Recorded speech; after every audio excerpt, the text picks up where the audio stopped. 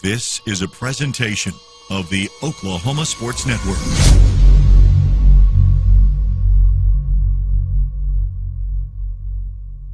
Any other use of this telecast, or any pictures, descriptions, or accounts of the game without the Oklahoma Sports Network's consent is prohibited. It may not be reproduced or retransmitted in any form, and the accounts and descriptions of this game may not be used without express written consent.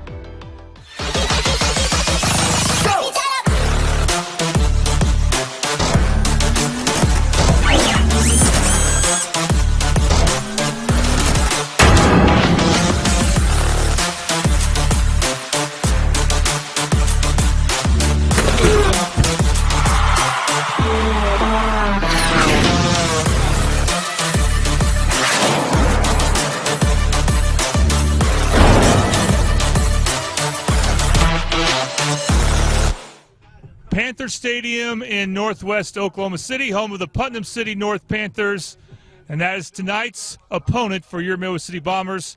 Hi, everyone. I'm Jordan Ray, joined by Tom Carpenter, and this is a battle of teams undefeated in district play, looking for seeding. And also, Tom, it's cold. It is very cold. I usually take my mask off during the show, but I'm going to keep it on today because we're outside. They don't have room for us in the inn here at Putnam City North, so we're outside today, but our crew is going to make it. We're going to do this. Yes, we have worked very hard to make it happen, and we're looking forward to it. Now, Putnam City North, they're undefeated, and they went to Del City and won 10-6, holding the Eagles to only 6 points. It's going to be quite a challenge for the Bombers tonight. Yes, it is. Now, some of their other teams, not as tough as Del City, because Del City was a good team. I think we beat a good team in Del City, so the Bombers got it. It's there for them tonight if they want to take it. Now, they're going to have Putnam City North's going to have all this confidence rolling in here, so we're going to have to stop that right away. Absolutely. All right, coming up next, I interview, guess what? The offensive line coach. Those offensive linemen deserve a lot more attention than they get, don't they? And that's Coach Tommy Hand. Also interviewed last week's player of the game, Andre Miles, plus his key to the games and more. You're watching Midwest City Bomber football on the Oklahoma Sports Network.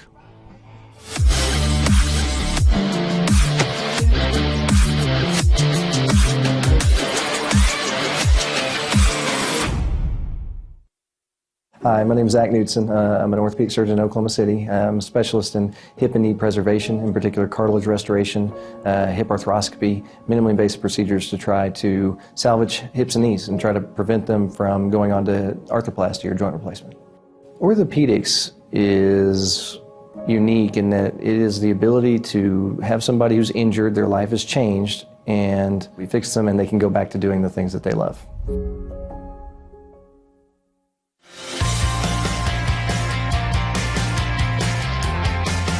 I'm starting. Moving in. All right, everybody get in real quick. You just hold it like this, and you don't need to flash. Learning with VR. Finals, baby! You know I got this! I got an A! Nailed it! We did it! Rose State College. Going somewhere starts here. And welcome back to Midwest City Bomber football on the Oklahoma Sports Network. And I'm happy to be joined by Bomber offensive line coach Tommy Hand. Coach Hand, thank you for joining us. Thank you for having me. First off, talk about how many years you've been a coach here, and how did you get here to Midwest City? Well, this is my 4th year to coach football here. I've taught for 4 years, and I actually came out of the sales business from food service and decided that I wanted to get back into coaching. And I coached at Middale back in the early 90s while I was going to college, and decided to get back into teaching and coaching. All right, and you are one of the 2 offensive line coaches here. What is your responsibility with the offensive line? Well, the other offensive line coach is Coach Walker, and we both just kind of split the line and kind of pair up together to help to see how they perform and make sure they're doing everything right. Very good. And heading into the Deer Creek game last week, you had a few linemen out, and you guys seemed to not miss a beat. I mean, it was no problem. You guys were running the ball at will at Deer Creek. You had to be pretty pleased with what you saw.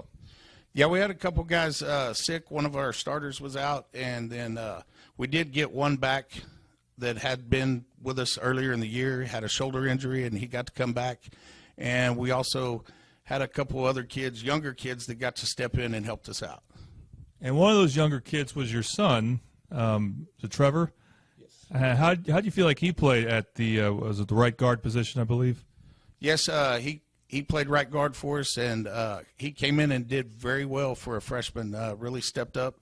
I think it took him a couple of plays to get adjusted. It's a little bit different playing freshman or JV ball, coming in, stepping in varsity, especially as a freshman. We were worried about him being a little bit, underweight, but he really held his own, did pretty good that night. That's right. And is it a little nerve-wracking being both the coach and the dad out there? Yes, it's really kind of exciting to be able to coach my son, something I've always wanted to do. So I was glad he transferred here to Midwest City with us, and it's been a joy, and hopefully he will give us many more good years. I hope so, too. Talk about some of the more experienced offensive linemen, like Jaden DeShazo, Colton Shorter, Quavion Crump, there. What are their strengths, and what have they been able to be successful at that's helped the team do so well? Well, we're really lucky to have those three seniors this year. Colton Shorter is kind of the backbone of our offensive line. He really kind of holds everything together, makes all the calls. Jaden DeShazo came over last year and started playing line as a junior, and he's really come a long ways and really made this line strong. We are senior heavy with three of them. But we do have some good backups in the younger class that will be coming up, which will help us. Crump has done a great job this year. He's come a long way. The kid has really put in a lot of hard work to get better, and he has become one of our better offensive linemen. Very good. And you will be without a few offensive linemen still. You're going to get Kanan Love back, I believe, but you'll be without Brock Carmen and Marquise Hood. So, and anyone else out? I mean, and your son is unfortunately going to be out as well. So, what's the depth situation look like? Well, this week we will be pretty light. We did have to ask Kanan Love to come over from the defensive side and help us out as a backup. We still have Carter is back in, and then Faulkner's still at our guard. We do have both of our tackles in, and Colton Shorter at center.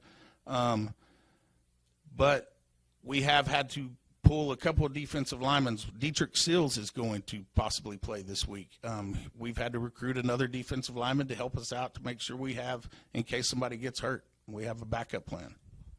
All right, and now you're going to play PC North. They had a really good defensive game against Del City, and so far they've been great on defense in their other games too. What are some of the challenges that their front seven has to offer you guys? Well, they're really big up front. Their linebackers come really hard, fill gaps.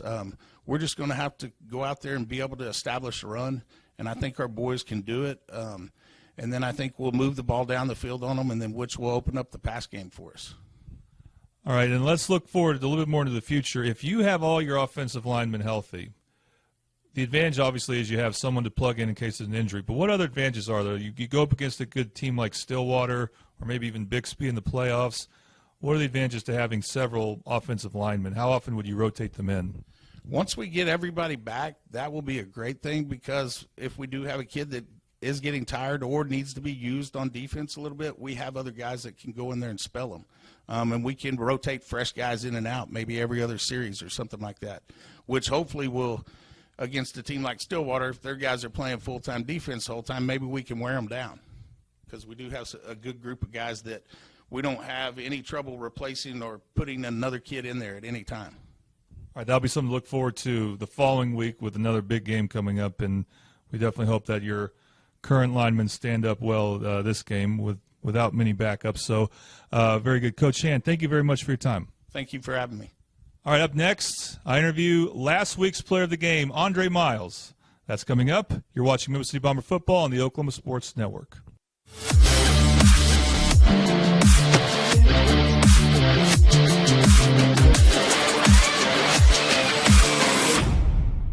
Pewterburn, the dealership if Oklahomans can count on. Why can you count on them? Because they give their customers more. Oklahoma is growing, and Hudeberg is growing too, with 5 different brands and thousands of new and used vehicles. Hudeberg, Hudeberg, Hudeberg, Hudeberg. Wow! It's been 60 years and Hudeberg is still here. You can count on Hudeberg. We'll give you more. Hudeberg.com. You can count on Hudeberg. We'll give you more.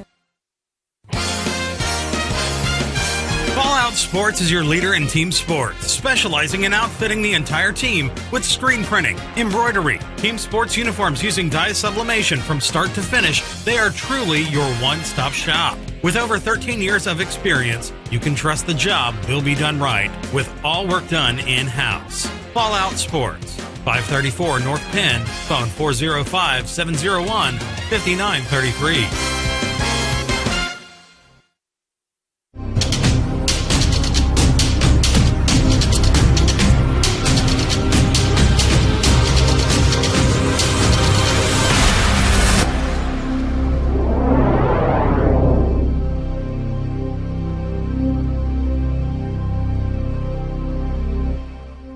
Welcome back to Midwest City Bomber football on the Oklahoma Sports Network. And now I'm happy to be joined by our player of the game last week, wide receiver number 1, Andre Miles. Andre, thank you for joining us.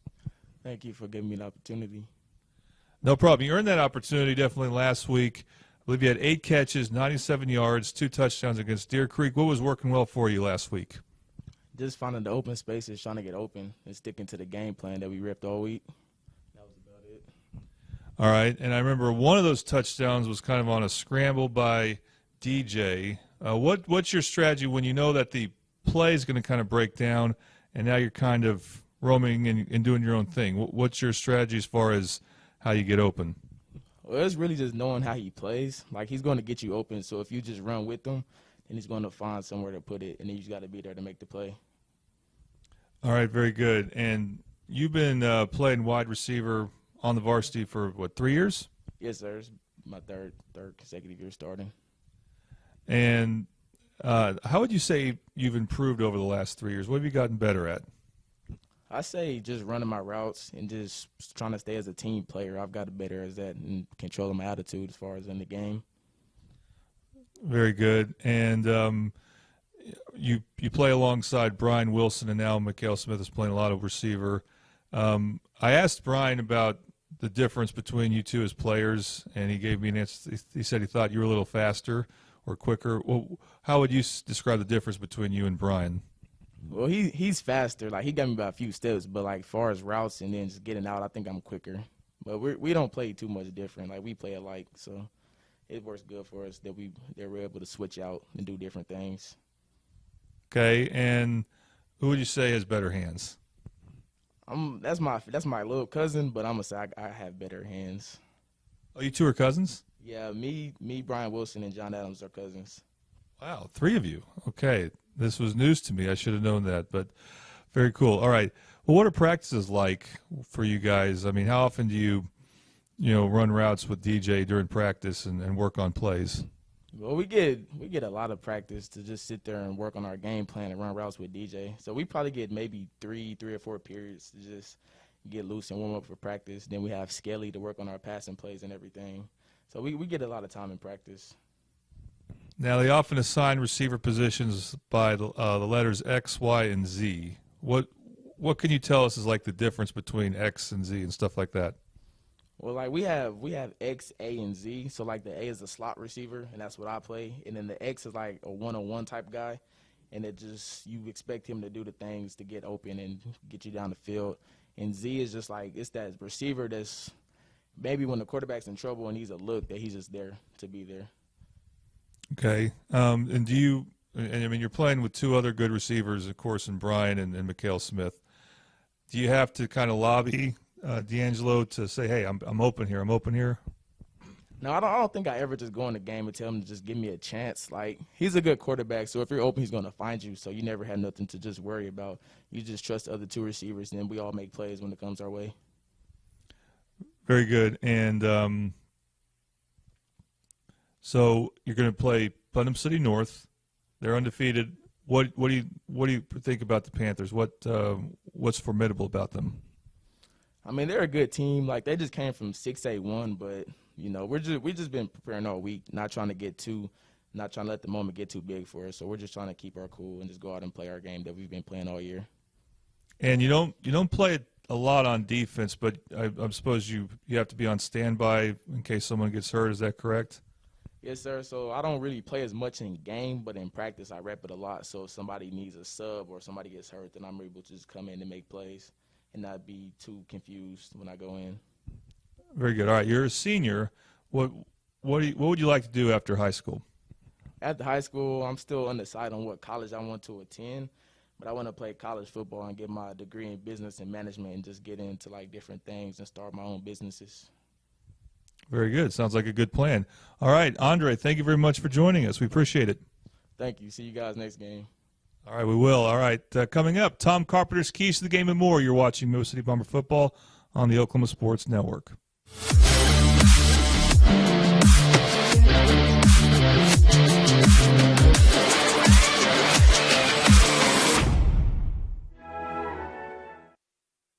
Can't wait to see this place. All right, I got this app. Would you like to tour the house? Yes? Please. Would you like to tour the house? We're here, dude.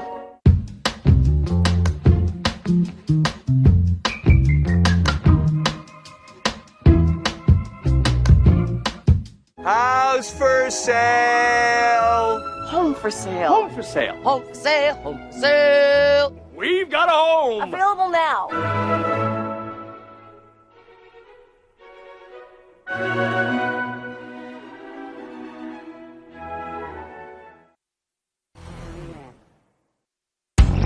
MM7 Sports Cards is your trading card and sports memorabilia store. Located just off I-35 and more, we carry a large variety of sports cards, old and new. We also have unique memorabilia for your office or your man cave. So come see us today. We are always buying, trading, talking, all things sports. MM7 Sports Cards, 2308 North Broadway, or check us out online at mm7sportscards.com.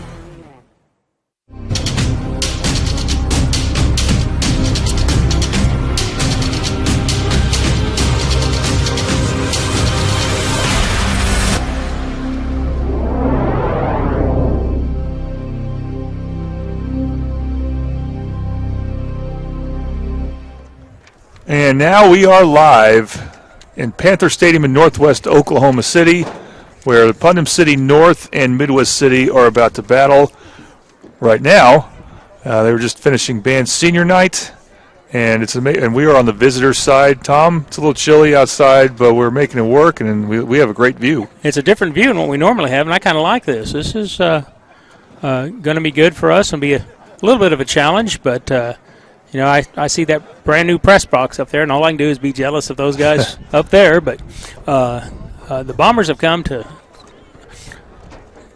take Putnam City North to the woodshed. That's the way I look at it. They need to just get after them and get after it early. Very good. All right, Bomber Nutrition is our pregame sponsor. Bomber Nutrition, located at 7460 East Reno. Healthy foods fast, Bomber Nutrition. Now, the first thing I want to show you when we talk about the pregame is how the playoffs have changed. So let's see if we can pull up how it's changed. And this is very interesting, Tom. So basically, every team is in unless they cancel because of COVID or not enough players, and there's a few teams that might do that. Any team that cancels would be eliminated from postseason. First round matches, I typed that in a few days ago. That's actually not correct. It's going to be games between two different districts, seeding based on 3 weeks of a coach's poll. And let's look at one more. 4 rounds. There should be semifinals on Thanksgiving weekend. And if at any point the winning team cancels, the losing team that was eliminated would get to take their spot, which will create an interesting situation. We'll talk more about this in a moment. We'll take one more break, and then we'll be with you live until the beginning of the game and then some. You're watching Middle City Bomber football on the Oklahoma Sports Network.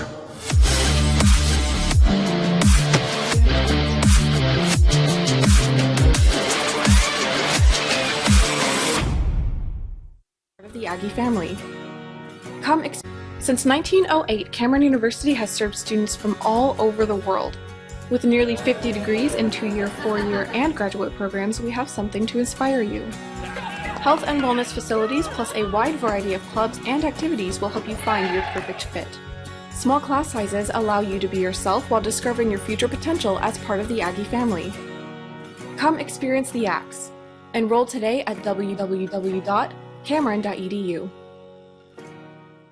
At Eskridge Honda, we go the Eskridge mile for our customers. Save big during the Honda clearance and get a 2020 Honda CR-V LX for just $199 per month. That's going the Eskridge mile. Online at eskridgehonda.com. I'm laying down the law on low prices.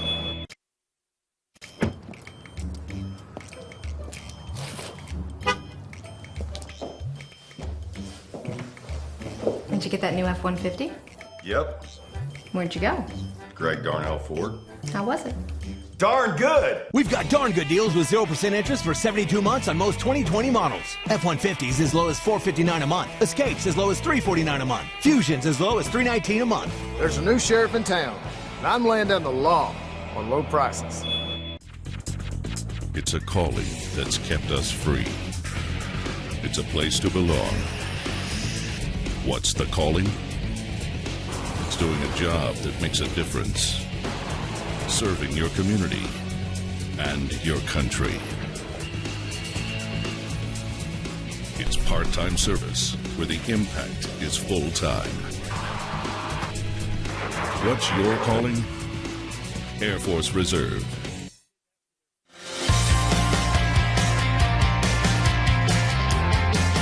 I'm starting. Moving in. All right, everybody get in real quick. You just hold it like this, and you don't need to flash. Learning with VR. Finals, baby! You know I got this! I got an A. Nailed it. We did it! Rose State College. Going somewhere starts here. Fallout Sports is your leader in team sports, specializing in outfitting the entire team with screen printing, embroidery, team sports uniforms using dye sublimation from start to finish. They are truly your one-stop shop. With over 13 years of experience, you can trust the job will be done right with all work done in-house. Fallout Sports, 534 North Penn, phone 405-701-5933.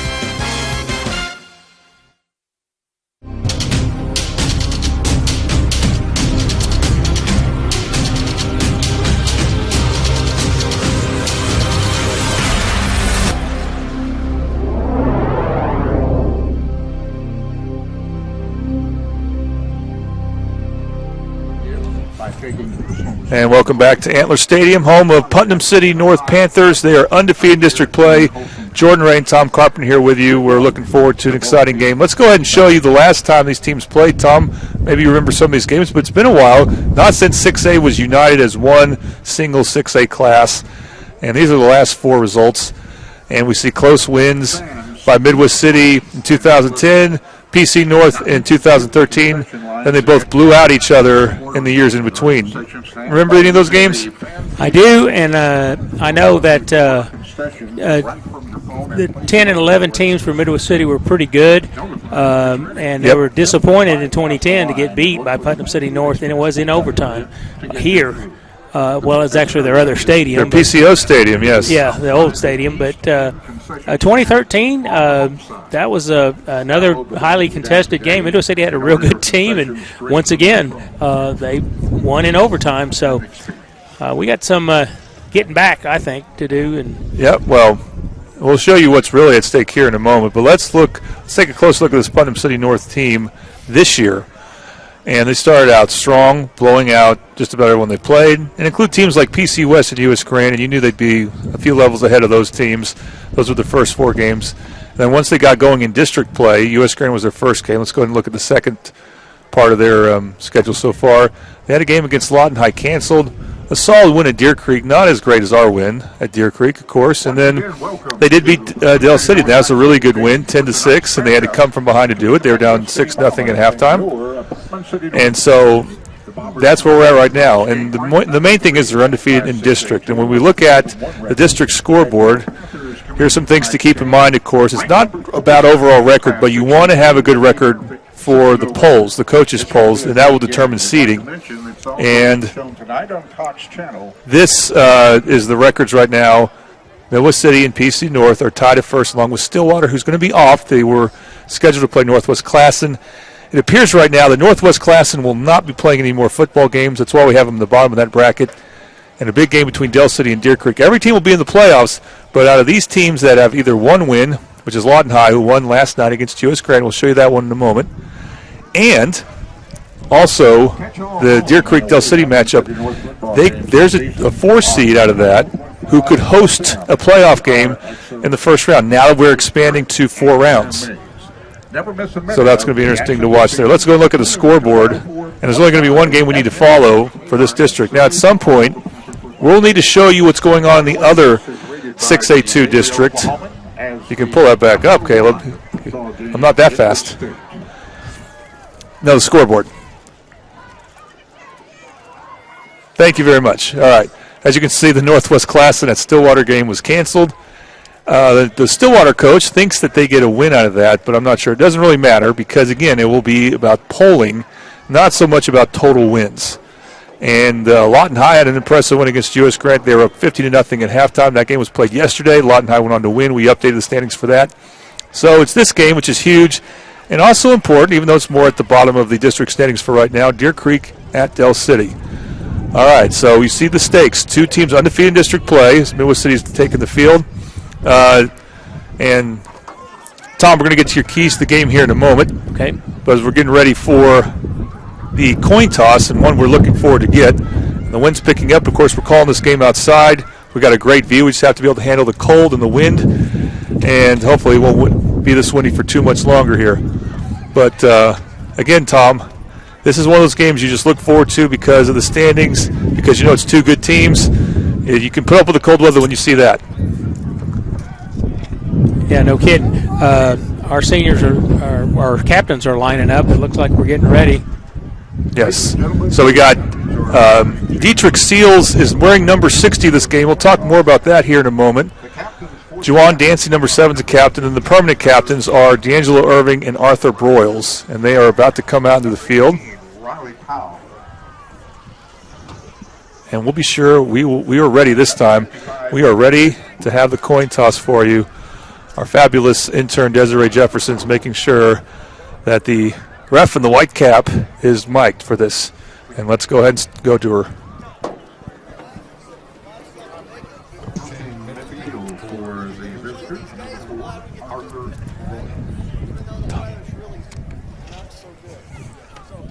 Expectation, though, I will say this. We're looking forward to a really good game tonight. Make sure your teammates understand to keep everything clean and sportsmanlike, all right? We don't want to have things like that we don't need marring the game. We got 2 good teams tonight. We expect good football, not that other kind, all right? All right. You're my speaking captain here, so you'll call this. It's a regular silver dollar. Heads there, tails there. Tails on that side and heads. What's your call? Tails. What did he say? Tails. Okay, fellas, I'm going to flip this, let it hit the ground. Call is tails. And over it goes. It is tails. You've won the toss. We like to defer. We like to defer. Midwest City's won the toss. They've elected to defer. You guys get the choice now. You want the ball, right? Okay. You guys are kicking. Which end you want to kick from? With the wind. So let me see. That's coming from. Sideways. Wind's going sideways. So. Which end you want? You want the clock in the second? Why don't you go over there then? Here.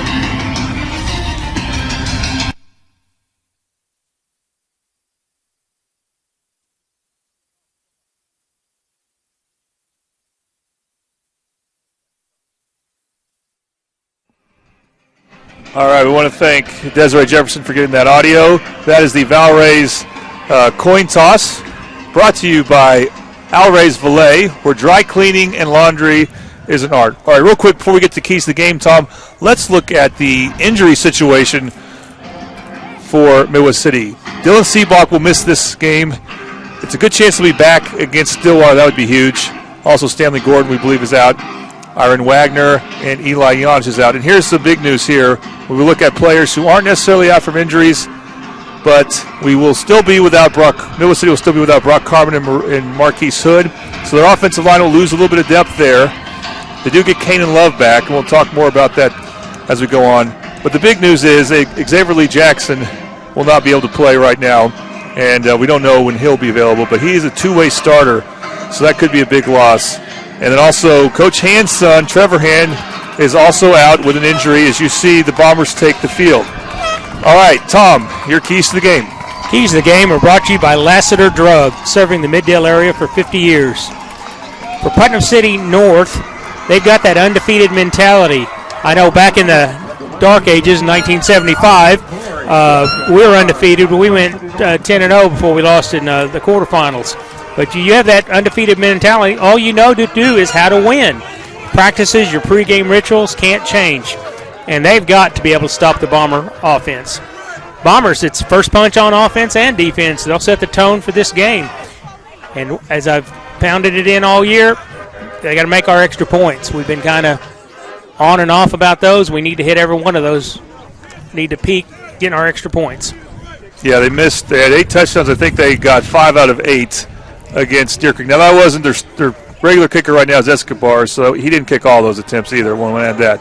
All right, starting lineups for Midwest City. Starting lineups are brought to you by Wiggy Plumbing, Heating and Air. Call 405-732-6226. Tom. Get wiggy with it. On offense for Midwest City, D'Angelo Irving Jr. has been running well. He had a very efficient game against Deer Creek. Didn't have to run as much in that game, and he should be good to go. Kriston Friday has had 2 monster games at the running back. We'll see some Davion Franklin and Kamarian Smiley as well. John Adams is expected to take the place of Xavier Lee Jackson in his 4-receiver set. That will also include last week's player of the game, Andre Miles, as well as Brian Wilson Jr. and Mikhail Smith. Those last 3 names are the 3 leading receivers for Midwest City. An offensive line of Crump, Carter, the QCs, Colton Shorter, Deshaun Faulkner, and Jaden DeShazo. And we'll only have 2 backups. Dietrich Seals is changing his number to 60. We'll also play some offensive line along with Kanan Love. Defense for Midwest City, led by the Oklahoma State commit Mikhail Smith. We'll have more on that at halftime, by the way. The safeties are Dancy and Brandon Wright. Artez Young is the other starting corner. And the linebackers, if he's healthy and ready to go, Kassan Birdsong will replace Xavier Lee Jackson in the starting lineup. Broyles and Friday, your inside backers. LeJaden Long Jackson is the other outside backer. Defensive line, Detrick Seals, Quincy Cornegay, we'll talk more about in a moment, and Shamar Edwards. All right, we're getting ready for kickoff. I want to right now tell you our first quarter sponsor is going to be Monterey Jack's Cafe Cantina. I ate there Tuesday. Oh, man. They're located at South Air Depot. Scrumptious appetizers, fish tacos, tasty tamales, fresh salsa among their delights. Best in Midwest City, Monterey Jack's. Kickoff coming up here will be brought to you by Remax Cobblestone. There's no place like home, and who else better to help you find it than Remax Cobblestone? All right, Tom. Well, one thing I want to mention, when Midwest City's on defense, one of their key players that we'll talk about more in a moment is their nose guard, Quincy Cornegay. But I also really like watching the difference between him and when Kanan Love comes in, and I'm really excited that Kanan Love is back for this game. Right. I mean, we need some beef up front to help slow down their running game, and those are 2 guys that will definitely fill the hole for us and keep them from Putnam City North, keep them from getting any big yards. Again, we got to talk about the stakes here, and this is a great view. Again, we're outside where it's a little cold, but we're hanging in there, and it's great to be actually so close to the Midwest City sideline. You see how the coaches and players are pumped up, getting ready to go. The best way to handle this weather, if you're a player, of course, is to just run around and play with a lot of energy. And the stakes are very high because the winner of this game will remain undefeated in district play, and even though it's up to the coaches poll, you would think that they would be a top 2 seed if they win. Midwest City wins, they will clinch a top 2 seed. More than likely that would ensure not 1 but 2 home playoff games in this upcoming postseason. All right. It has been a while since we've hosted a playoff game, in several years.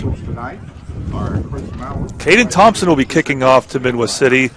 The return men for Putnam City North is Riley Edwards, Tice Matthew, and Kashawn Smithton. So when KT's kicking, it could be an adventure, if you know what I mean. All right, here's your Remax kickoff. KT about to start things off here in this huge game between the Bombers and Panthers.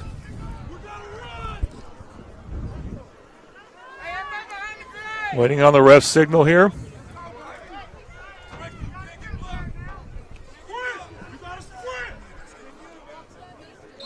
And here we go. Bombs away. I mean, we are right by the sidelines. We can hear them all. It's great. It's kind of exciting. It is actually. Kicked it out of bounds. Kicks it near the right side. Nope. It is fielded by the PC North player, but I guess he stepped out of bounds. That was Smithton for PC North. Yeah, he should have let that go, and it had been a penalty against the Bombers. That was kind of a mental mistake right there, because I was blocked out by some players, but it seemed like that if he'd done the right thing, he'd just let that go. That's a great start for the Bombers. We can put a stop to them right away. So the refs are going to talk about where they spot the ball, but it will be near the 20-yard line. It will be about the 23. The quarterback for Putnam City North is Carson Laverty. He's the head coach's son, and like DJ, he's only a sophomore. Riley Powell's the backup. He was actually about to take the snap, but now Laverty's in the game.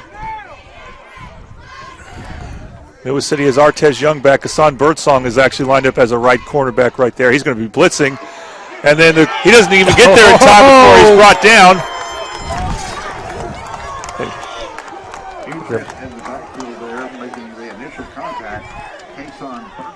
Kason Birdsong was there. I believe Detrick Seals got him as well, and a great start for the Bomber defense. Yeah, I really thought that was Seals, but that was a great start. Again, Dietrich Seals has changed his number. They are lined up tight and had a high snap. Short throw is caught. That one. Be taken down at about the 15-yard line. That's Riley Powell, who's a backup quarterback. Kriston Friday on the stop. I mean, he read that. Brandon Wright was also there. Good job by Kriston Friday, one of the leading tacklers on this team. And we got 3rd and 11. Ball on the 17-yard line. Their line is lined up toe-to-toe. Laverty back.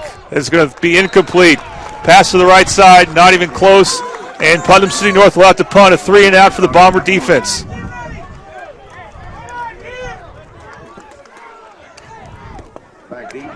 Brian Wilson is back for Midwest City, and they're in a more traditional punt return formation. He's going to be right on the goal line kicking it. Riley Powell is the punter now. He could do some type of fake, but you don't expect one here. And Midwest City looks like they want to go for a block here. Oh, they were close. They made the punter rush it, and that's not a good punt, and Midwest City will have great field position. They're going to take over near their 30-yard line at PC North. All right, key players on offense for Midwest City. D'Angelo Irvin against Deer Creek. He was 20 of 24 for 235 yards, 3 touchdowns, a very efficient night. Kriston Friday has had 2 monster games in a row. Against Deer Creek, he had 16 attempts for 138 yards and 3 touchdowns. And our player of the game last week, Andre Miles, at wide receiver, 8 catches, 97 yards, his first 2 touchdowns of the season. Right now, they are clicking, the Bombers. We'll see if they can take advantage of this field position. 2 receivers set on the right. You see Miles and Brian Wilson lined up by each other. Irving takes a snap. Handoff is to Friday. Friday surges past the first line. He'll get a short gain. A little bit. He'll get inside the 25-yard line, so we're not in a red zone opportunity yet. That is Kriston Friday.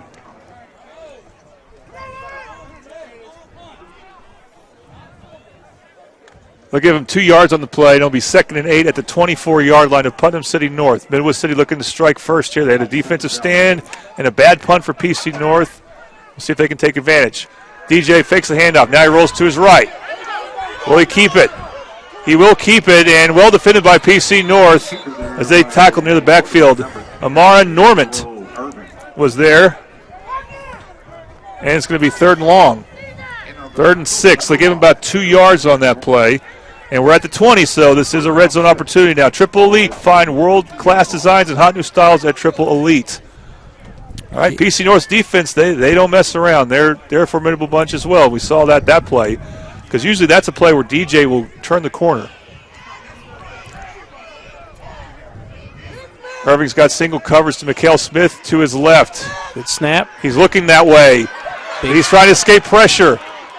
He cuts it back. He's going to go. He's going to go. Score. What a run by DJ. Touchdown, Bombers. No flags. I don't see a flag. We're there. Atta baby. This Remax Cobblestone replay. There's no place like Coleman. Who else better to help you find the Remax Cobblestone? I'll tell you, when he turned it to the left side, there were two Panther players there, and he just ran past them, made them look like they were statues.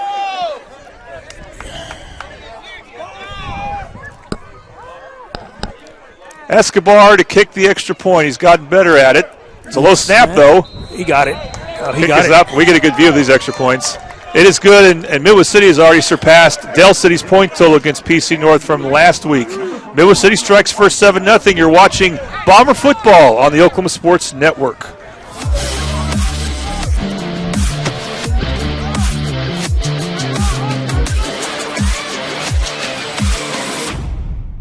At Eskridge Honda, we go the Eskridge Mile for our customers. Save big during the Honda clearance and get a 2020 Honda CR-V LX for just $199 per month. That's going the Eskridge Mile. Online at eskridgehonda.com.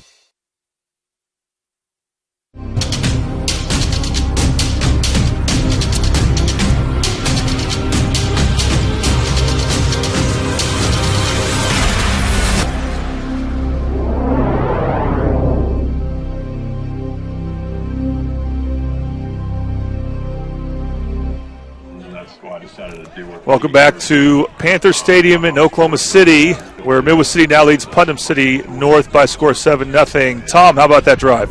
The scoring recap is brought to you by Fallout Sports, Oklahoma's only in-house fully customizable team uniform supplier. Sublimation is our specialty. Call 405-701-5933. Well, that was easy math for me. That was a 3-play, 26-yard drive capped by an Irvin 26-yard run. So we're ahead 7-0. Made the extra point. That's always a good sign. We've still got 9:33 in the first quarter. That's right. Interesting about that, DJ had only 2 rushing attempts against Deer Creek, and that's all they needed. Of course, winning that game 53-0. And he had 2 in this series, so 1 more than he had all of the last series as far as rushing attempts. Yeah, but he had a lot of pressure, and he had to. He was good to read that pressure, and he got out the second time. He didn't quite make it out the first time, but he was pretty impressive. He will take what you give him. This is Escobar kicking for Midwest City. It was KT last one. He almost committed a penalty to KT kicking out of bounds, so that may be one reason why Elijah Escobar is now kicking.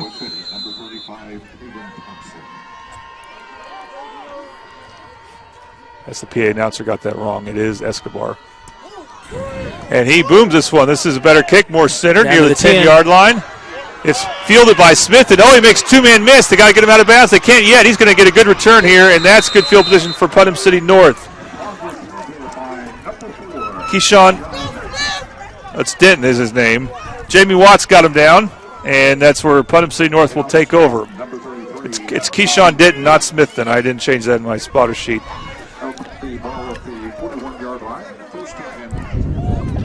Not great tackling there. We'll see if it matters. All right, the coach's son, Carson Laverty, in the shotgun with 1 running back. And the running back gets a handoff. He's got nowhere to go as Putnam City will go nowhere. Putnam City North, that's Normant, the running back, Amarian Normant. Several Bombers were there, including Shamar Edwards. Yeah, for all you old Bomber alumni that were defensive linemen, we had the whole entire defensive line in the backfield. It's impressive. Putnam North is lining up toe-to-toe on their line, and we're just shoving them back. No say standing up. The pass fired. Oh, what a hard hit. It's on the far side. Made it incomplete. He hit him so hard.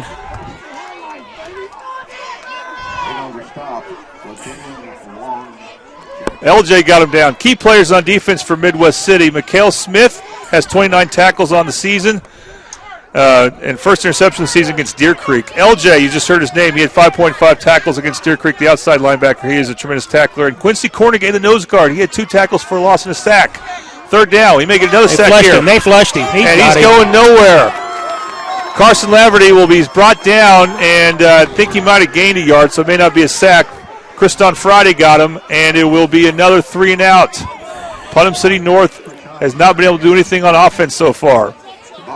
It's incredible to see. Del City slowed Putnam City North down a lot on offense last week. Before that, they were unstoppable against the opponents that they went up against. Here is Riley Powell back to punt to Brian Wilson. He got off a very low punt because of pressure. What will happen here? More pressure. Better punt. Nice punt. Clearing away. Brian Wilson wants no part of it. He'll field it. He'll let it, or he won't field it. He'll let it hit the ground and roll inside the 30 to about the 22, 23-yard line. That's where Midwest City will take over.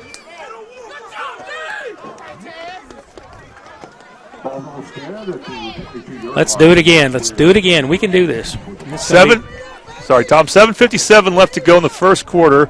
Midwest City leads Putnam City North 7-0. It's Midwest City kicked off to start the game. Putnam City North has had 2 possessions and little to show for it. Midwest City, meanwhile, had the ball with great field position to start the game with the ball inside the 30, and they took advantage of it, scoring in 3 plays. We have an extended timeout here, it looks like. Putnam City North coach, maybe Coach Laverty there, mentioning something to the refs. No, the guy out there is for the TV. He's the TV timeout guy. That's what. Oh yes, of course. Well, that's why he runs out there. We don't want to. We don't want to mention too much. We have some competition out there. I think we have the best view, although some organizations need multiple cameras. We only need one. That's because we have the best cameraman available. Yeah, Mr. TD. Tavion Devereaux. Well, that's a heck of a job to have, being the timeout guy, though, when you think about it, when it's this cold outside, and you're just standing there waiting around most of the time. It is chilly. The wind has died down a little bit, and hopefully it'll stay that way. Yeah, we get a gust every now and then. I'm sure that wakes some guys up. I know it's blowing some of our papers around. All right, see how this Bomber offensive line, and they're tied in. They bring in Bryson Spriggs as a tight end. Friday's in the game as well. Irving to keep it on the right side. Can he get to the edge here? Nope. He is being chased out. Oh, he got pushed late. That is a potential flag, but couldn't tell for sure where he was out of bounds exactly or when he got hit. Yeah, the official reached for it, but I think he judged it was in the white mark, and it wasn't bad enough to make a penalty. It was pretty close, so. So a 1-yard gain. Well, really, for Putnam City North, there's been 4 plays from scrimmage for Midwest City, and Putnam City North has defended well on 3 of those 4. And they're showing a type of speed that Deer Creek definitely did not have last week. Here's Irving on 2nd and 9. Drops back to pass. Good coverage. Fires left side. Finds his man. Open. He'll gain some yards, making it 3rd and medium there. Beautiful tackle in there by number 51. Number 51 for PC North made the tackle. We don't have his name down right now. Hunter Birmingham. Hunter Birmingham. I see that Brian Wilson on the catch. I couldn't catch who caught it.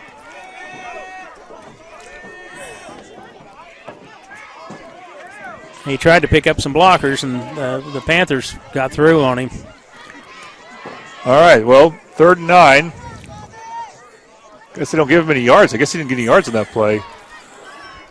Irving to pass. He's got time. Oh. Then he'll get crunched, and he'll maybe gain some yards. There's a flag, a late flag, and this is going to be interesting if that keeps the drive going. Could be. Number 52 for Putnam City North. Grant Donaldson brought him down.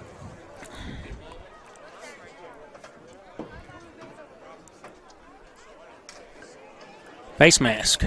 That's against Putnam City North. That should be a first down. Yes, sir. It's a good time to remind you, the last few games, the penalty situation has been heavily in Midwest City's favor. And the first penalty of this game is a huge one. Now, ball will be at the 38-yard line, and it'll be a fresh set of downs for D'Angelo Irving Jr. and the Bombers. 2 running backs set. He's out of the gun. Handoff is to Friday, and Friday gets about 2, being taken down at the 40-yard line. Hunter Birmingham gets him down. That's a gain of about 2 yards. Second and 8. Second down and 8.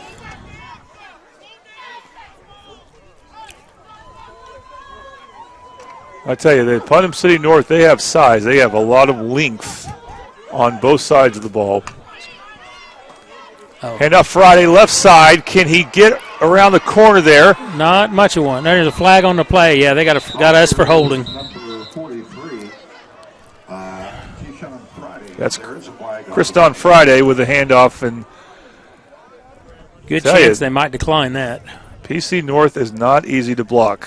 Tice Mython got him down. Well, they took it, so going to keep second down. It's going to be second and real long here coming up. That foul is 10 yards from the spot of the foul. So second and 18, ball will be marked at the 30-yard line of Midwest City. Midwest City leads 7-0. Then we have 6:12 left to go in the first quarter. Like I was saying just a moment ago, Tom, this Putnam City North defense, they are hard to block. Yes, they are. They got some big boys up front, and their other guys looks like they're just pretty fast because they're covering our receivers pretty well. This is a challenge Midwest City's going to need to figure out because it'll be a similar problem or situation against Stillwater. Irving to keep it. Irving fires long. Owens has his man. It's caught. 40, 30. That's Brian Wilson Jr. 10, 5. Touchdown Bombers. Brian Wilson Jr. Unbelievable. 70-yard pass from D'Angelo Irvin. He has been tremendous. What a throw. Did you see you're going to see the Remax replay if you haven't already, have you? We have, okay. I'm a little far away from my producer. Apologize there. It's 13-0. There's no flag on that one.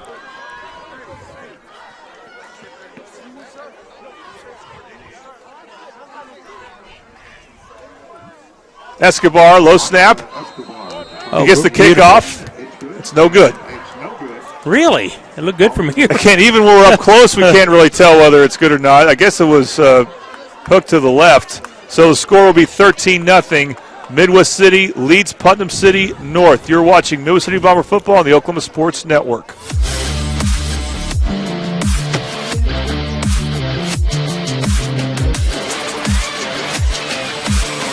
Can't wait to see this place.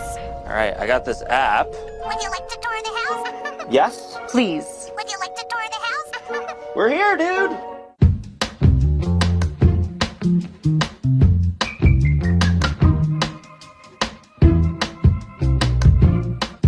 House for sale. Home for sale. Home for sale. Home for sale. Home for sale. We've got a home. Available now.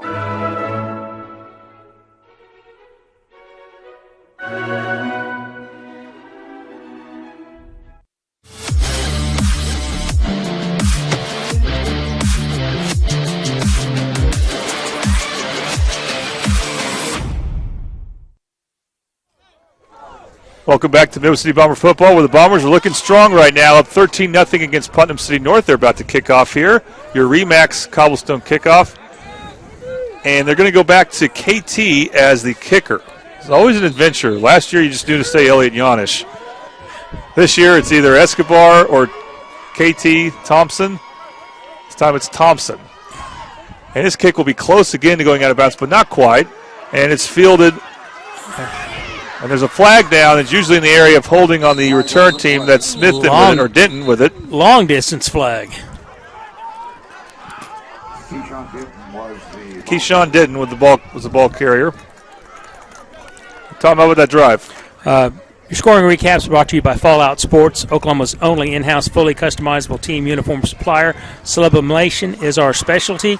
Call 405-701-5933. That was a 7-play, 78-yard drive capped by a 75-yard Irvin to Wilson pass. It was beautiful, and he was wide open.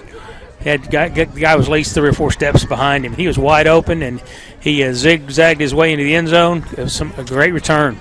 It was a great throw because he put that ball, D'Angelo Irving, right on the money where Wilson could catch in stride. Now you got big Kanan Love in as one of the defensive tackles. He's not lined up as a nose guard right here. They're doing that up stance. I like it. he's and in immediately the there's Love. He clogged it up right away. Now he didn't get a tackle there as that's Norman with a handoff, but he gets a lot of attention, and that helped get them in the backfield. But LJ got him down. Yeah, they're trying to double team him, and he just shoved them both in the backfield. That was awesome. Dietrich Seals is lined up to his right as a defensive end, and those are the two backup offensive linemen. Going to be expelling a lot of energy here, but hey, I'm sure they'll be ready to go if they need to play on the O-line. More pressure. Back to passes Laverty. He has a man. It's bobbled and incomplete. That was good coverage, too. Artez Young with good coverage. By the way, that's a very tall receiver there. And actually, as far as cornerbacks go, our two starting cornerbacks, Mikael Smith and Artez Young, are both tall and can both jump. But that receiver is massively tall. But it was still overthrown, and it's incomplete. It's going to be 3rd and long. They had a lot of pressure on him. He barely got it off. Young lined up farther back now.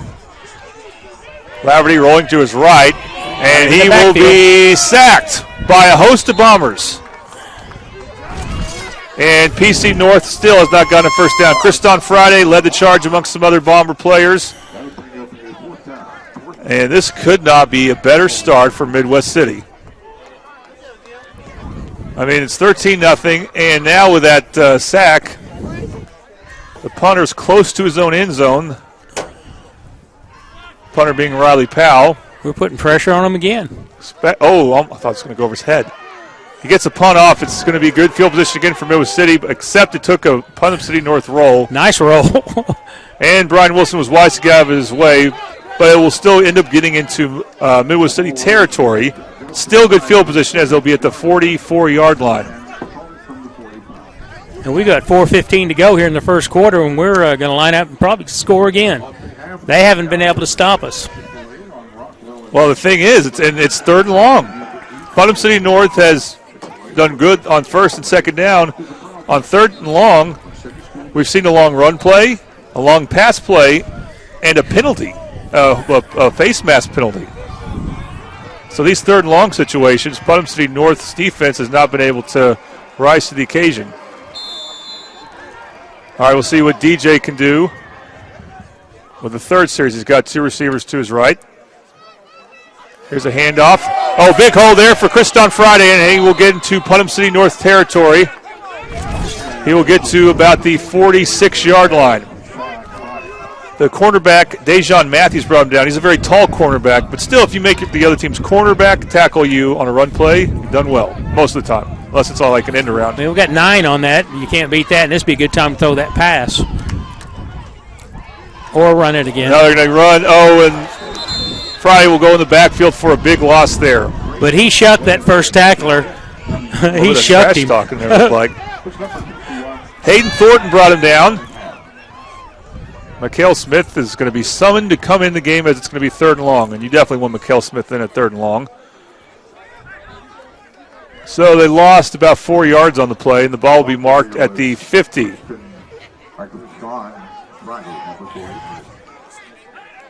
Well, you had 2nd and 1. You wanted to get that first down, and now you're in a bit of an uncertain situation here, 3rd and medium. And then out of motion. False start will be called on the tight end there, Bryson Spriggs. He hits his chest. He knows it's on him. So now actually there's 2 penalties on Midwest City. One did not hurt because they converted 3rd and long. And this one might be 3rd and 10 back to where we started. By the way, that DJ touchdown pass, was that a 3rd and 18? Do you recall the down distance there? Perhaps. It was 3rd and real long. I don't remember exactly. Well, we'll see if they can get the ball over the top there. Irving rolling to his left. Fires for a first down. He's got a man, but he overthrows him. Interference. Overthrows Mikael Smith. And it'll be 4th and 10. Well, I sure thought he got bumped. They're calling for Artez. Artez Young. They're trying to figure out who they want in this punt formation here. There he comes. He comes out now. I'll tell you, being this close to the sideline is awesome. There's a few disadvantages too as far as our view goes, but for the most part, it's pretty cool. All right, DJ's going to be back. He might punt. He's going to step back like he's going to punt. Even then, it's not 100% sure he'll punt. There he gets a punt off. Barely got it off. takes a good roll. This is one of his best punts. This ball is going to roll inside the 10, or right at the 10. At the 10, inside the 10. Awesome. Yes, and I mean, with the way that Midwest City's defense was going, I just did not see any way that was going to be a fake. But you obviously want to keep Putnam City North on their toes on 4th down. Right, and they've got a long ways to go. For as little as they've gained, you get pinned back inside the 10. That's not going to be good for you if we hold them again. And I'm telling you, again, Putnam City North, most plays, they've defended Midwest City well. And that was the first time that they were able to hold them on 3rd and long. But on the other side, we've seen Putnam City North do little on offense. They run the ball right up the gut there. I believe that's the running back, Normant. I don't know if he made it back to the line of scrimmage. That was some pretty good defense. PA announcer says a host of Bombers is right. There's probably 5 guys touching that running back. There's 5 guys, or it could have just been Kanan Love. Or Kanan Love, one of the 2. I mean, it's fun to watch because they can't block him one-on-one. He's shifting now to the nose guard spot. He stood 2 guys up. They run the ball the right side. He's going to run out of field. He's going to go out of bounds. He had nowhere to go. That's number 4, backup running back is Sean Ditton, also one of their return men. And Mikhail Smith helped bring him down. They might have got 3. Usher him out of bounds. It's going to be 3rd and 8. They lost a yard on that play. 3rd and 8 to 12. Well, we've seen PC North come close to completing a long pass, but it was well defended by the Bombers. It wasn't by no means an easy play there. We'll see if they can stretch the Bomber defense here. They need to get a first down, talking about PC North. They have struggled this first quarter. At 4 seconds, they better get this play off. Down to 1, they get the play off. And they get sacked. Bombers are flying all over the place there. 28. 28, that's the backup defensive end, Jamel Maxwell. He's only a sophomore. Brought down Kashawn Ditton. He was kind of impressive last week also. I think he brought down Laverty, yes. He's a sophomore too, and there really hasn't been another sophomore to talk about on this team besides D'Angelo Irving, but that's starting to change. Oh, another high snap. Not as good a kick. Still got to let it bounce. Riley Powell's punt. And Midwest City will take over in Putnam City North territory at the 47. We're at 36 seconds to go in the first quarter. Midwest City has owned this quarter so far. And, Tom, right now it looks like a 13-0 lead for Midwest City is insurmountable. It looks that way. Well, I mean, I'm not impressed by anything Putnam City North has done. Their defense has been pretty tough at times, but our receivers are getting open. So let's see if we can just keep the pressure going and score again. Kamarian Smiley will be in at running back, so he's going to spell Kriston Friday right here. John Adams is split wide as the receiver on the right side of the field. Steve Allen is an H-back. Well, let's see what Midwest City can do. Man in motion. Handoff is to Smiley, and Smiley squirts his way to about the line of scrimmage before, I don't know where they're going to mark forward progress. And the Bomber faithful, including the coaches, do not like that. They feel like he was tackled after the whistle. A little body slam. That's So going to give him about a gain of 1 or 2 here. Ball's marked at the 45. See, Smiley was brought down to the 50. That shows you the difference between forward progress right there. Midwest City does not have to run another play if they don't want to, and I don't think they do until the end of the first quarter. They will not. So the first quarter is over.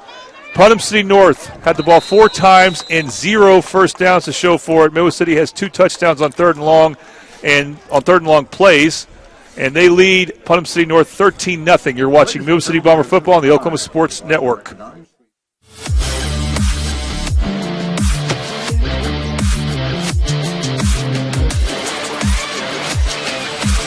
At Eskridge Honda, we go the Eskridge mile for our customers. Save big during the Honda clearance and get a 2020 Honda CR-V LX for just $199 per month. That's going the Eskridge mile. Online at eskridgehonda.com.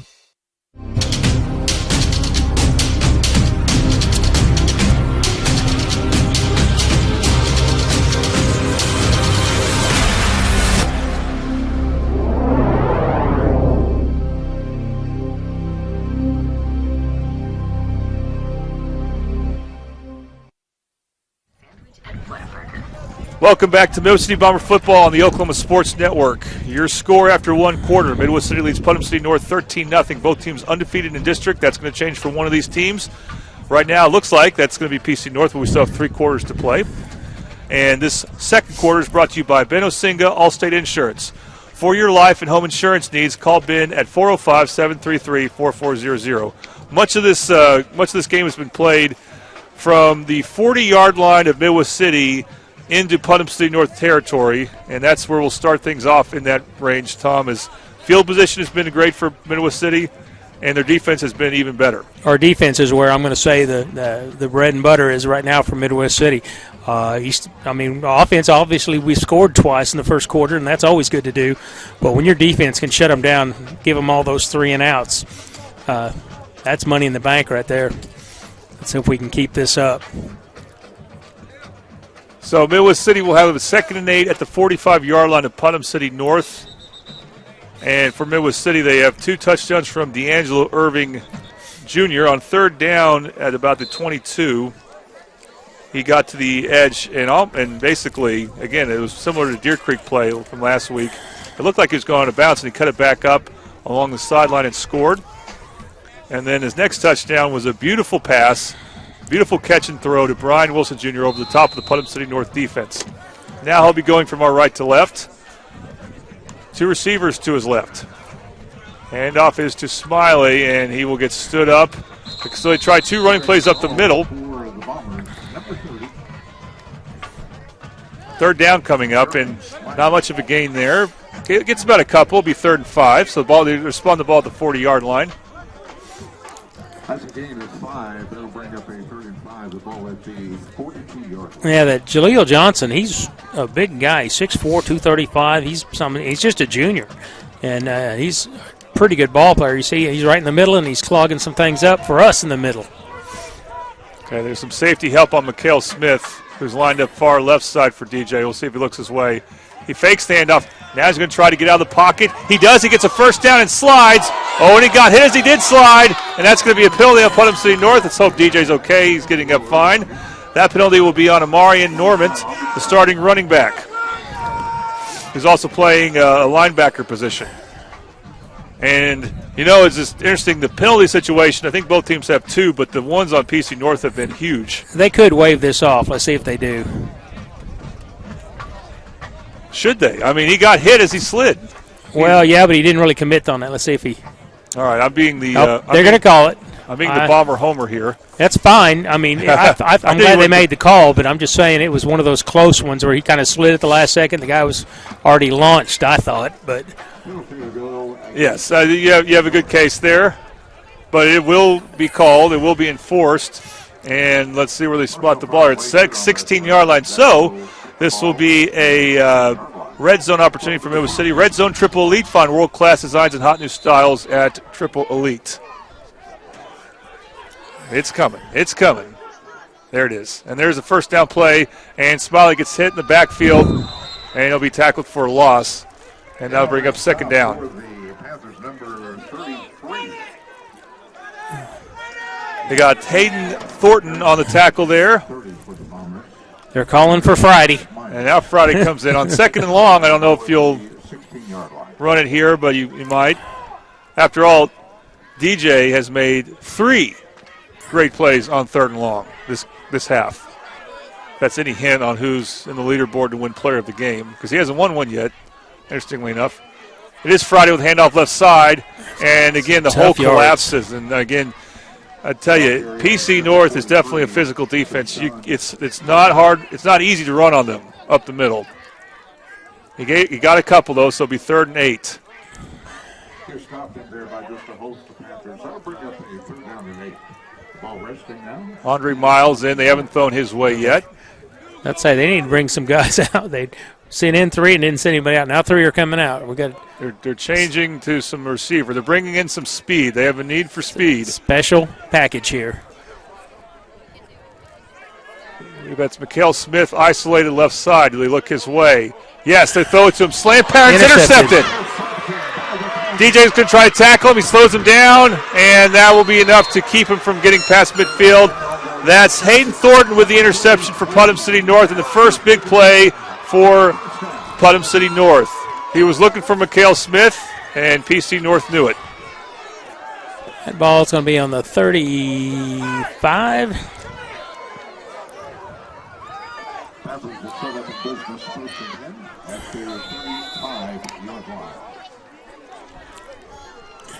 So one of the offensive linemen for Middle City was really upset that interception happened. He wanted to keep all the momentum going. He's being consoled by one of the coaches, just like you'd expect to see. And PC North will start with their best field position of the game by far. And we'll see if pressure. They can do anything. Pass is high, Way intended high. for one of their tall receivers. Intended for Dazon Matthews.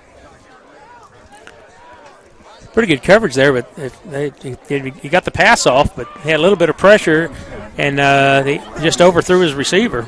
Tell you, Dajon, D-A-Z-J-A-U-N, Matthews, he's listed at 6'2". He looks taller to me. Great matchup, though, with him and Artez Young on the left side there.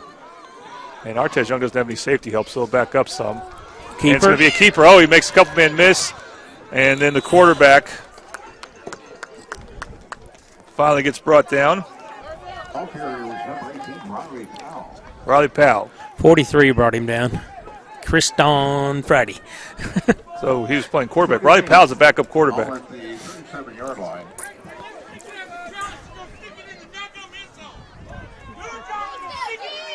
Third and 8. Stand-up defensive line from Middle City. Putnam City North has two receivers on the right side. Back to Passes Laverty's pass is short and incomplete. Almost broken up. I think Mikhail Smith made a play on that one, and it will be fourth down. So Middle City's defense holds again. Now they're going to probably lose some field position because of that pick, as far as where they normally start. But we'll see. Maybe Brian Wilson can get a return here. Riley Powell back to punt. We've gotten a lot of pressure on that kicker. Let's see if we can do it again. The snaps have been kind of bad. It's 4th and 8 at the 37-yard line of Putnam City North. Another bad snap. So close. And he kicks across his body there, and the ball does take a Putnam City North roll, and it gets inside the 30, so it didn't work out too badly for him. Great kick. And Middle City will take over.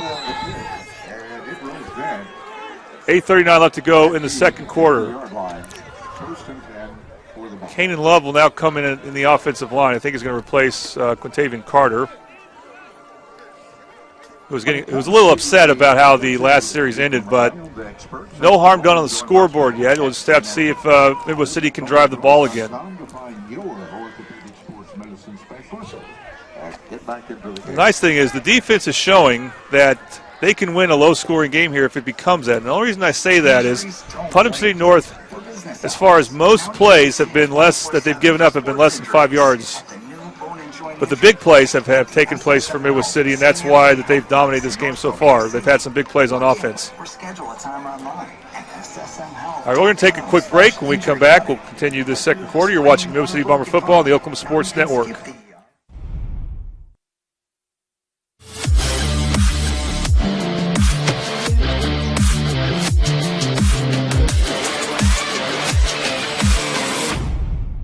Hudiburn, the dealership Oklahomans can count on. Why can you count on them? Because they give their customers more. Oklahoma is growing, and Hudiburn is growing too, with 5 different brands and thousands of new and used vehicles.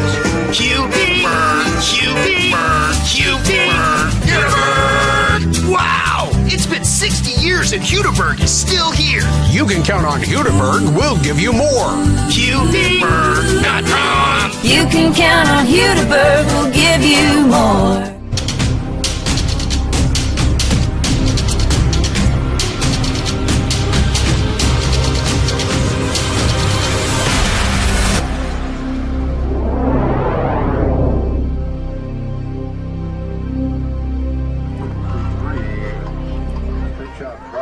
All right, welcome back to Middle City Bomber football on the Oklahoma Sports Network. While you're gone, they ran a first down run to Kriston Friday, got 5 yards before Putnam City North brought him down, and it'll be 2nd and 5. Midwest City has the ball at the 27-yard line. They're up 13-0. 8:10 left to go in the first half. Irving, handoff straight up the middle goes, or straight to the right side. Right middle, basically, is Friday. And he'll get another short gain. Now Detrick Seals is going to come in at offensive line. Number 92, that is Jaleel Johnson. 3rd and 3 is going to be good, but we need to start pushing those guys out of the way. We're not getting them out of the hole, and he's having to fight for everything he can get. Jaleel Johnson brought him down, the starting defensive end for Putnam City North. All right, 3rd and 3. It's a big 3rd down. You like to keep this drive going. Give your defense some rest that they deserve. Penalties thrown. Putnam City North D-line thinks it's going to be against the Bombers. Now, I don't see who it's on, but again, it's somewhat of a patchwork offensive line for Midwest City. We have trips to the left, and they have 2 guys covering. I know they've got a free safety out there, but he's going to have to move over if he's going to do any kind of coverage out here. Irving will move to his left. He's got an underneath man. It's not open. Nice Keeps rush. it, and he's going to get out of bounds, and well defended by PC North. Maybe something close to a left hit. And it's going to be 4th down, and DJ will have to punt for Midwest City. The receivers, he had no one open when he rolled to his left there. And this is a situation where, again, the field position situation could change here. DJ punts. He doesn't punt them long. What you hope for is that he gets a good roll because he angles his punts, and so usually they're not fielded. Tice Mythen is back as the return man for Putnam City North. Oh, not a good punt at all. It's going to be picked up. They touched it. It's muffed. It's a live ball. Scramble on the ground. I think Putnam City North has They got it. Near their end zone. Oh, my gosh.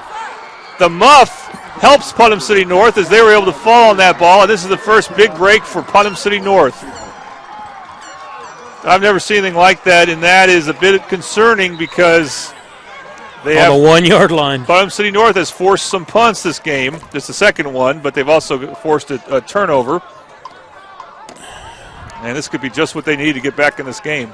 That was almost a major mistake on their part, too. That guy should have stayed completely away from that kick. Well, can they keep him out of the end zone here? High snap. Nope.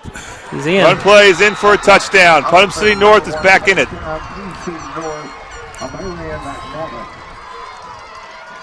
That's the running back, Amarian Norman, who scores, and it's 13-6.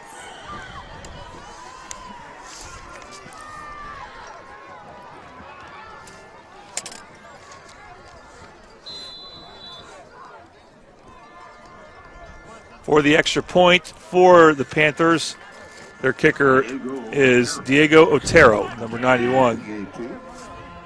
He's been a pretty reliable kicker for him. High snap. And the extra point is good. It's 13-7. Midwest City leads Putnam City North, and you are watching Midwest City Bomber football on the Oklahoma Sports Network.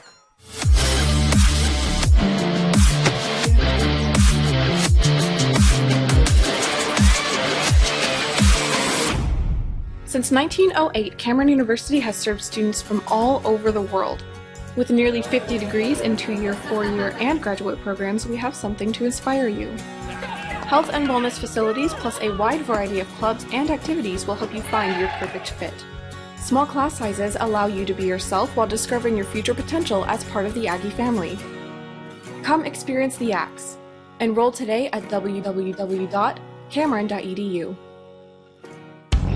MM7 Sports Cards is your trading card and sports memorabilia store. Located just off I-35 and more, we carry a large variety of sports cards, old and new. We also have unique memorabilia for your office or your man cave. So come see us today. We are always buying, trading, talking, all things sports. MM7 Sports Cards, 2308 North Broadway, or check us out online at mm7sportscards.com.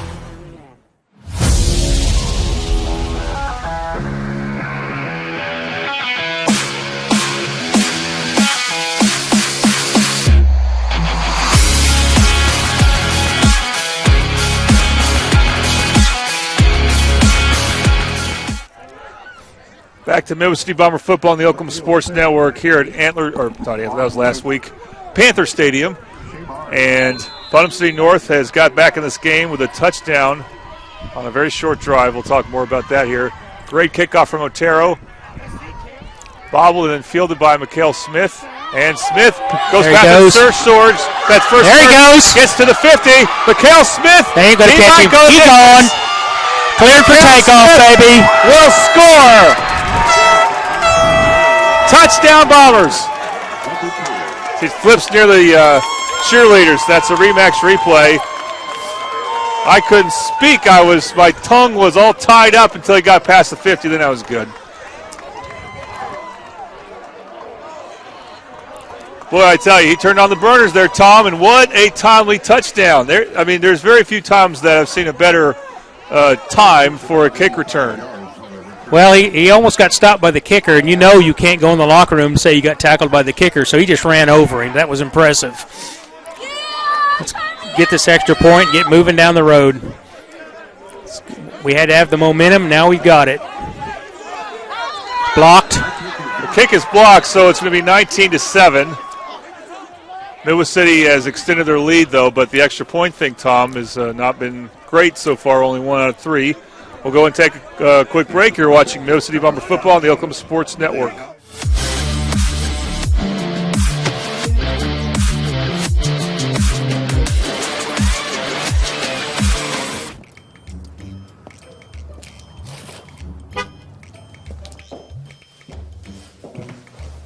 Did you get that new F-150? Yep. Where'd you go? Greg Darnell Ford. How was it? Darn good! We've got darn good deals with 0% interest for 72 months on most 2020 models. F-150s as low as $459 a month. Escapes as low as $349 a month. Fusions as low as $319 a month. There's a new sheriff in town, and I'm laying down the law on low prices.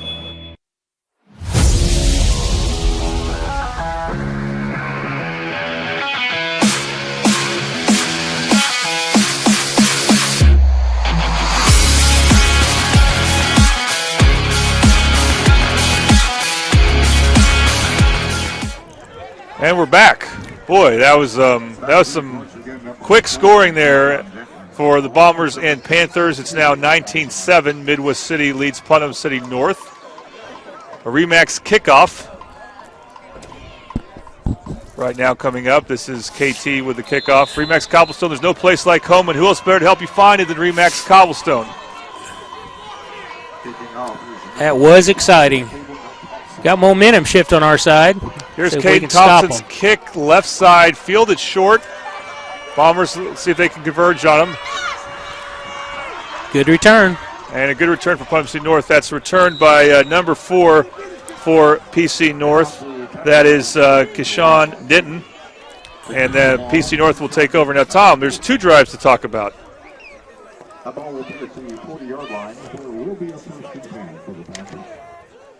Well, the 2 drives we have, scoring recaps brought to you by Fallout Sports, Oklahoma's only in-house fully customizable team uniform supplier. Sublimation is our specialty, 405-701-5933.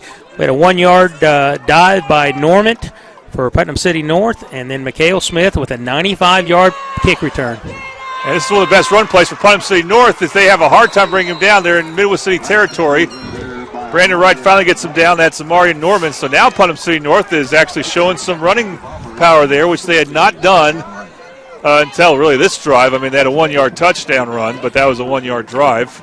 Now they should have had him stop there for about 7 or 8, and he ran out of a tackle. We need to wrap him up. They're starting to hit us hard. Pass complete, and it makes a man miss, and another first down for Putnam City North. Tackle. And now they are playing with a lot of confidence on offense. Jawan Dancy finally got him down. Tice Mythen, the wide receiver, with the catch. And again, both of those plays are preventable, Tom, if you're looking at it from a defensive perspective. They stopped the play here. Probably a good call. Call a timeout. We'll take a quick break. You're watching Midwest City Bomber football on the Oklahoma Sports Network.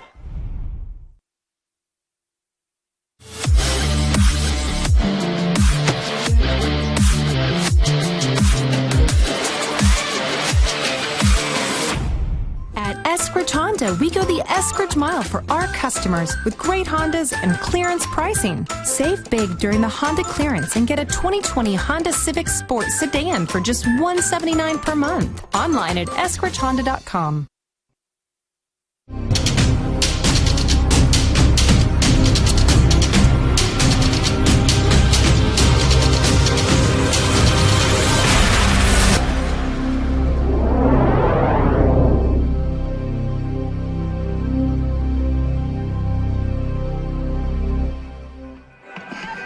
Welcome back to Mid-City Bomber Football on the Oklahoma Sports Network. And the Bombers got gashed those last two plays with their defense. I mean, the defense was not at fault for that touchdown that Putnam State North scored. This is the first time that Mid-City's defense has been on their heels. Yeah, we got to get some more pressure on that quarterback. They're stopping him in the backfield on run. They did it right there. They didn't do it on the first down, but Kriston Friday led the charge with some other Bomber players. And the 1st and 10 should turn into a loss. That's Norman, the running back. And it's good that they called the timeout, talking about Midwest City, because their depth is a little bit shaken right now. Normal starters Dylan Seabach and Xavier Lee Jackson are out tonight. 2nd down. Another run-in play. They stopped him for a short gain. Well, whatever happened, that big hold took place for Norman. This time it's gotten clogged up as he gets tackled near the line of scrimmage. Is going to set up a 3rd and long. In there by Juwan Dancy helped get in on that tackle. It's 3rd and 10. Ball's at the 20-yard line. Bryson Spriggs helped with that tackle as well. 5:11 left to go in the half.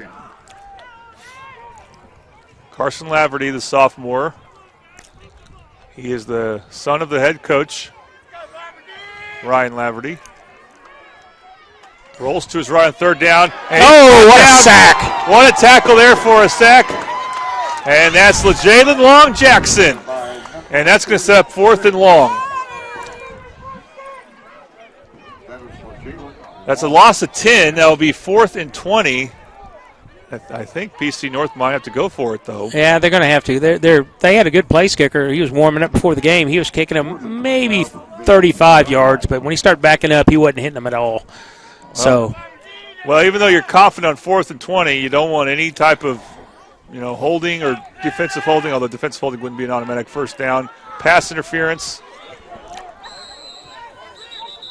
Timeout. We got timeout. PC North will call a timeout. We'll take another quick break. You're watching Mill City Bomber Football on the Oklahoma Sports Network.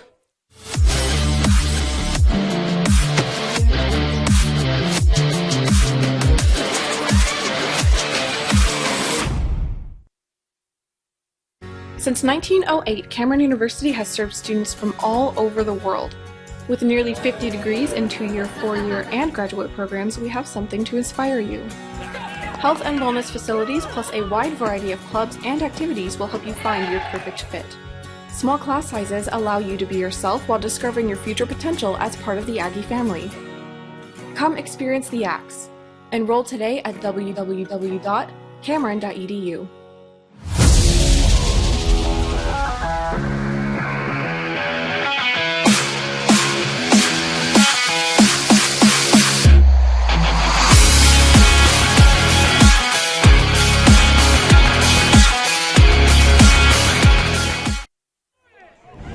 Welcome back to Mill City Bomber Football on the Oklahoma Sports Network. It is 4th and 20 for Putnam City North. They're going to go for it because they're at the 30-yard line in Midwest City. Laverty to pass. Had some time. Now the pocket collapses. He will not get a throw off. He lost the ball. Ball went on the ground. Of course, when it's 4th down and you fumble, it may not matter who recovers it unless you can pick it up. And I think it was recovered by number 33 for Putnam City North. On the play, that's Hayden Thornton, one of their defensive studs. But the big thing is, Midwest City, after getting hit hard for a couple plays, they called a timeout, they recovered, and they forced a turnover on downs. Let's run down there and score. We got 4 minutes left, 4:02 to be exact, and if we can run down there and score, that would be awesome right before the half, because we're going to get the ball back, start the second half. Yes, this would be a good place to drive down 4 minutes and get some points. Midwest City loves to defer on the coin toss when they decide what to do with it, and it works out pretty well. You love getting that ball to start the second half. Short throw to Andre Miles. First time I call his name with a catch, and Miles will be tackled for a loss as the Panthers converged on him quickly. Several Panthers, including Hayden Thornton, were there. And it's a loss for Midwest City. And that's why that kickoff return from Mikhail Smith was so big, because this is not an easy defense to score on. Midwest City got him a couple times, but for the most part, they've had trouble gaining yards on the Putnam City North. A couple long plays for Midwest City. But we see that PC North has a good combination of size and speed on defense.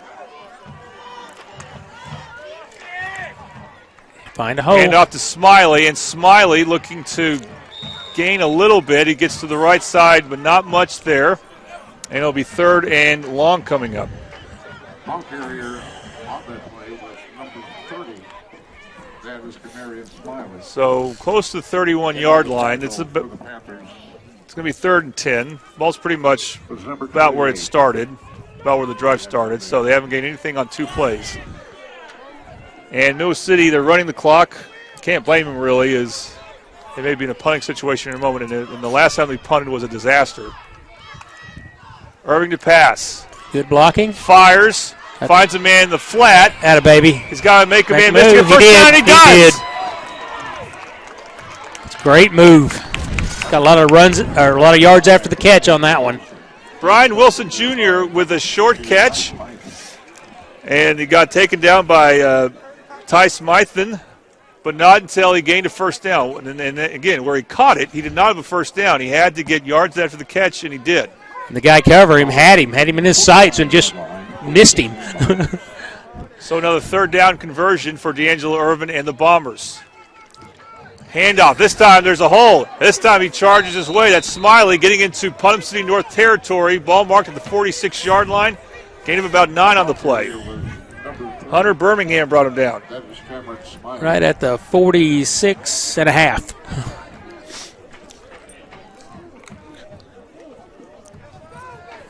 That'll bring up a 2nd and 1. The ball at the 46. Another hole, big hole. Big hole, he gets a first down. And it's amazing how you run at him with Friday, and he goes at a different pace, and then you hit the hole hard with Smiley, and he finds the hole there twice in a row. Riley Edwards with a tackle. And He's not that big, but he sure is tough. Those are 2 of the best run plays Midwest City has had this game with the running backs. Of course, D'Angelo Irvin had a long touchdown run, and he had a long 3rd down conversion run later on. Miles and several receivers line up to the left. Irvin looking that way. Going to run right. Now he rolls right, fires. Several Panthers were there. It's incomplete. Good defense. That's a flag on the play. Late flag. I think he passed the line of scrimmage. Yeah, I thought he might have as well. I was still surprised to see a late flag like that, but we will see what they call. You're right. He was close to the line of scrimmage when he threw that. Again, one of the touchdowns for Midwest City came on a face mask penalty, or the drive was extended because of a face mask penalty on 3rd and long. And so the big penalties had been against PC North. That is an illegal forward pass on D'Angelo Irvin, and the ball right now is marked at the 44-yard line. We have 1:34 left to go. That is a loss of down. That'll bring up a 2nd down and 14. The ball at the 44-yard line. So 2nd and 14. It gets the penalty of 4 yards. It's kind of sounds strange to say.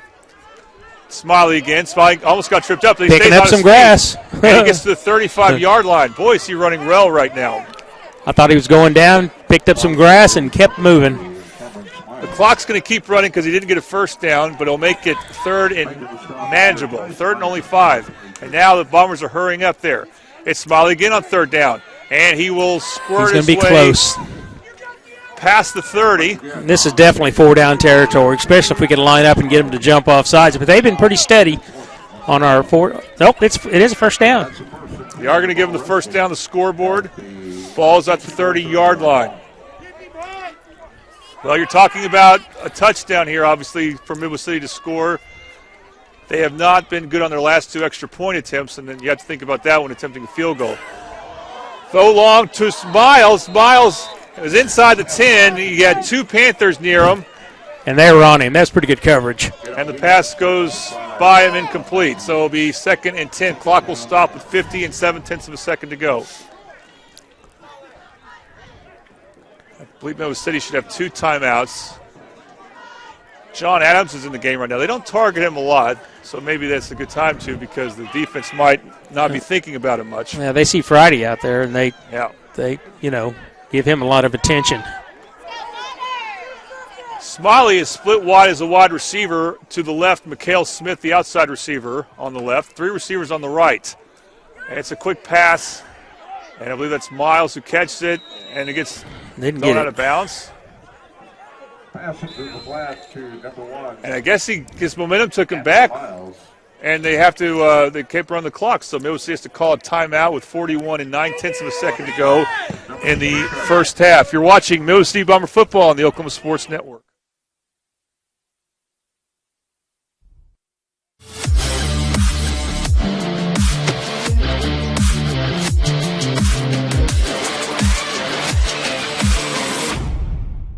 At Eskridge Honda, we go the Eskridge mile for our customers. Save big during the Honda clearance and get a 2020 Honda CR-V LX for just $199 per month. That's going the Eskridge mile. Online at eskridgehonda.com.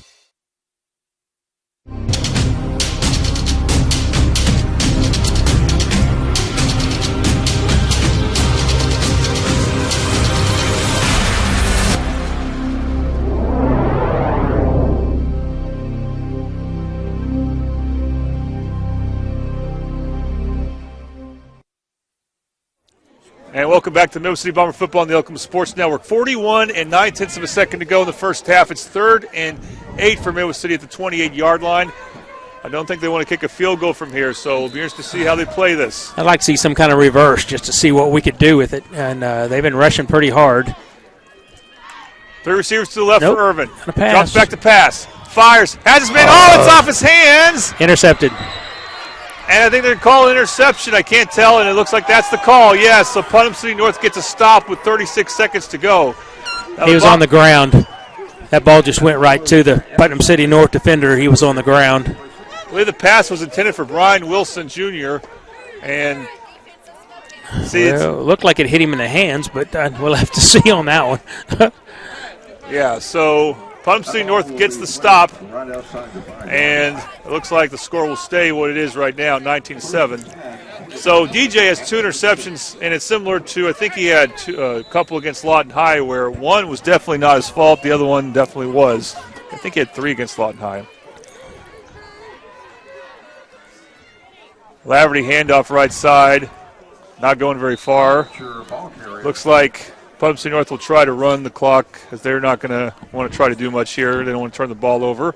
They don't have to run another play. I think Midwest City will let them run the clock out. As Midwest City does have a timeout, but I don't think they're going to use it. Or will they? Oh, we have an injury. We got a player down for Midwest City, too. All right, we'll take a quick break. You are watching Midwest City Bomber football on the Oklahoma Sports Network.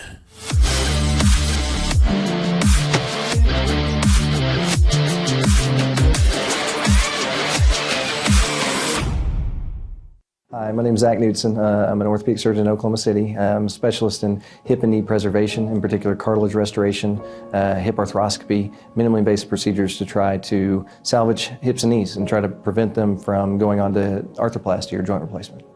Orthopedics is unique in that it is the ability to have somebody who's injured, their life has changed, and we fix them and they can go back to doing the things that they love.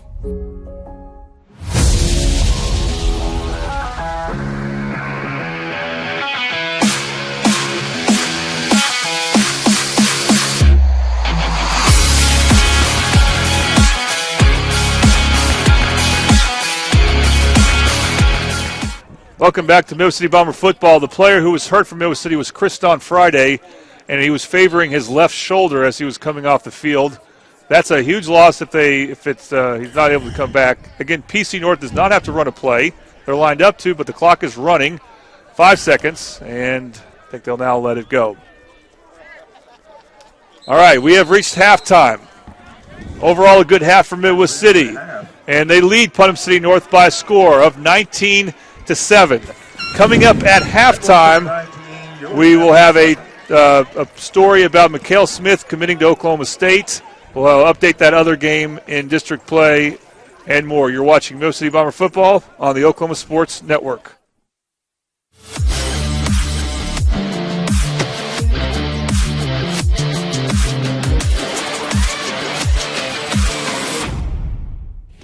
It's doing a job that makes a difference.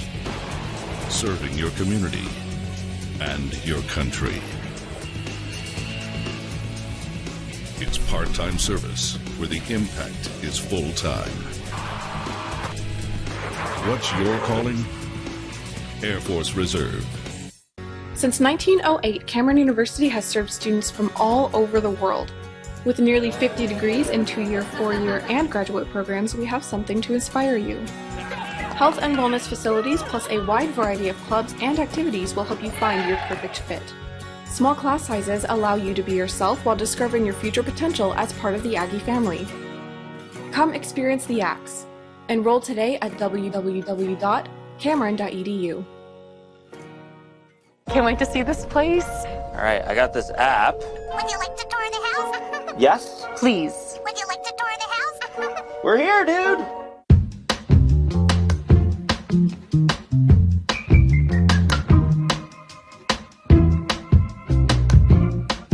House for sale. Home for sale. Home for sale. Home for sale. Home for sale. We've got a home. Available now.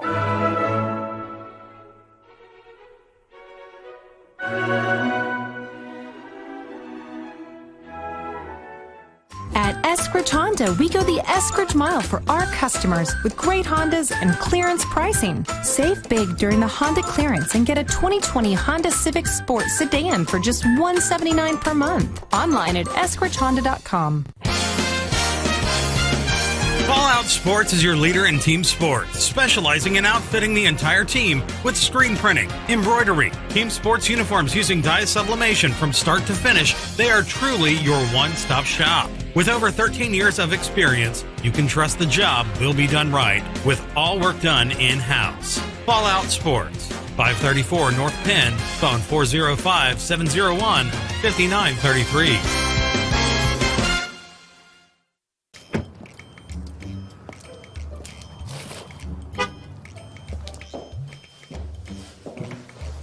Did you get that new F-150? Yep. Where'd you go? Greg Darnell Ford. How was it? Darn good! We've got darn good deals with 0% interest for 72 months on most 2020 models. F-150s as low as $459 a month. Escapes as low as $349 a month. Fusions as low as $319 a month. There's a new sheriff in town, and I'm laying down the law on low prices. Hudiburn, the dealership Oklahomans can count on. Why can you count on them? Because they give their customers more. Oklahoma is growing, and Hudiburn is growing too, with 5 different brands and thousands of new and used vehicles. Hudiburn, Hudiburn, Hudiburn, Hudiburn. Wow! It's been 60 years and Hudiburn is still here. You can count on Hudiburn. We'll give you more. Hudiburn.com. You can count on Hudiburn. We'll give you more.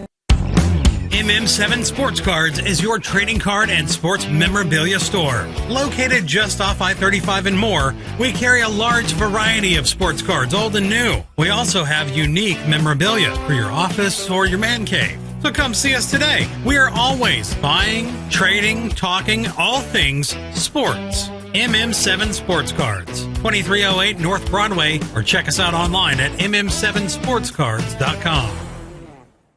Hi, my name is Zach Knudsen. I'm an orthopedic surgeon in Oklahoma City. I'm a specialist in hip and knee preservation, in particular cartilage restoration, hip arthroscopy, minimally invasive procedures to try to salvage hips and knees and try to prevent them from going on to arthroplasty or joint replacement. Orthopedics is unique in that it is the ability to have somebody who's injured, their life has changed, and we fix them and they can go back to doing the things that they love.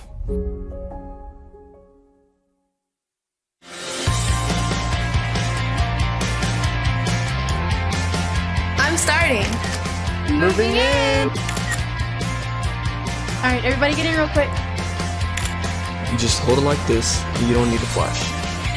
Learning with VR. Finals, baby! You know I got this! I got an A. Nailed it. We did it! Rose State College. Going somewhere starts here. At Eskridge Honda, we go the Eskridge mile for our customers. Save big during the Honda clearance and get a 2020 Honda CR-V LX for just $199 per month. That's going the Eskridge mile. Online at eskridgehonda.com.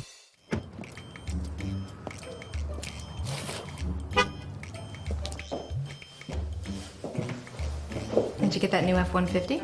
Yep. Where'd you go? Greg Darnell Ford. How was it?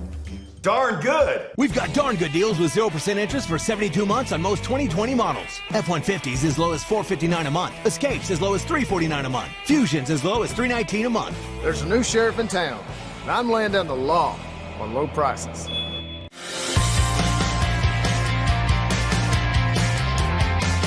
I'm starting. Moving in. All right, everybody get in real quick. You just hold it like this, and you don't need a flash. Learning with VR. Finals, baby. You know I got this. I got an A. Nailed it.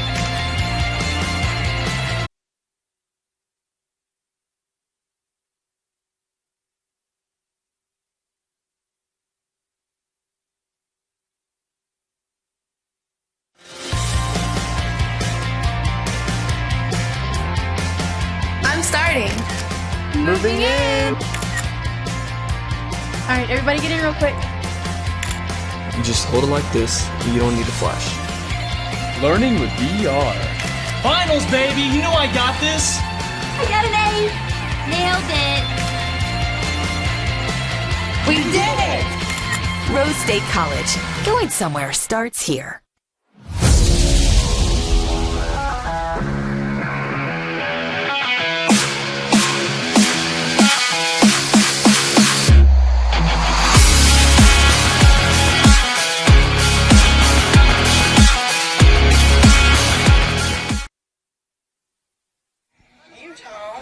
And welcome back to Mill City Bomber Football on the Oklahoma Sports Network. We apologize that we were off the air for a little bit. They had some electricity problems. We hope to have the second half for you in its entirety. Midwest City leads Putnam City North 19-7. And, Tom, the biggest story of the game was Midwest City's defense. Our defense stepped up about the first 3 or 4 series. In fact, their first, I think, 5 series, they had nothing but 3 and outs. And that's what the Bombers got to have. They got to keep Putnam City North corralled because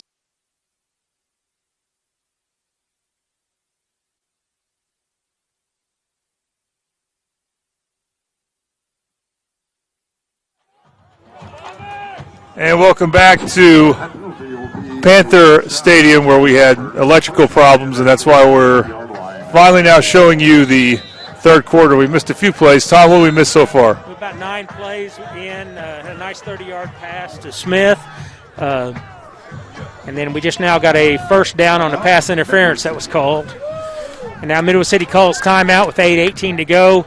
Didn't miss much, but it's always great that I have some good crew members with us that will help us get back on the air. Yes, well, that was quite the adventure there. All right.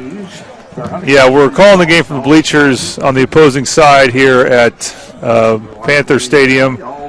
And they turned the power off for a light show. And I don't know if that was a factor or it's because we're using 2 different outlets from that source, so it's not like we're plugging everything into one source, but at the same time we're trying to set up some heaters as well. So I don't know if that's the problem, but I want to mention our third quarter sponsor is Beach Hut Nutrition. For a healthy meal replacement, come to Beach Hut Nutrition at 6123 Southeast 15th in Midwest City. So Mikael Smith made a big play that we missed. But, hey, he's made plenty that you've seen so far if you've been watching Midwest City Bomber football on the Oklahoma Sports Network.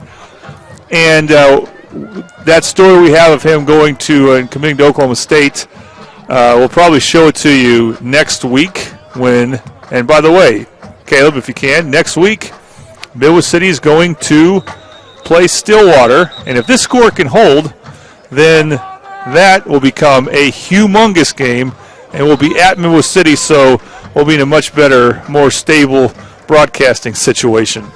So it's 6:30 kickoff next Friday, and it'll be tough. Stillwater is unbelievably good, but Midwest City can pull it off. They would win the district. There's our reverse. That's what we've been looking for. And can he get to the edge? Almost, but he's finally taken out of bounds. It's Brian Wilson Jr. Oh, flag on the play. They're Late calling flag. it on us, it looks like. By the way, the one other score in our district that would matter, Del City is leading Deer Creek 28-0 in the second quarter. That's the last update we have. So Del City looks like they're on track to get their first win of the season. Looks like a dead ball foul. Meanwhile, the Bombers got the ball first. That was against the Bombers. Wow, it must have been like a late block there. Yeah, I think words might have been exchanged. Again, the story of this game has mostly been that Midwest City's defense has not let up against Putnam City North. The only touchdown for Putnam City North was on a 1-yard drive off a bad punt that was muffed, and the fumble recovered at the 1 by Putnam City North on a punt by D'Angelo Irving. And then Putnam City North scored the next play. Otherwise, they hadn't gotten any first downs at that point. They finally got to the next drive, but Midwest City held. And here we are now. It's a 2nd and 16. Ball at the Putnam City North 28-yard line. Handoff is to Friday. Friday dragging his defender with him before several other get there, and he gets tackled down on the right side. Didn't develop real well on that play. The defensive line kind of closed up that hole a little quick, so we need to do better than that on that play. Number 92, Jaleel Johnson brought him down, and it's now a 3rd down and 11.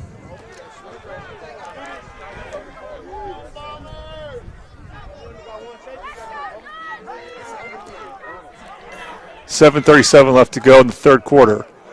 Irvin, the pass, pumps, fires, end zone, has Smith, touchdown, Mikhail Smith!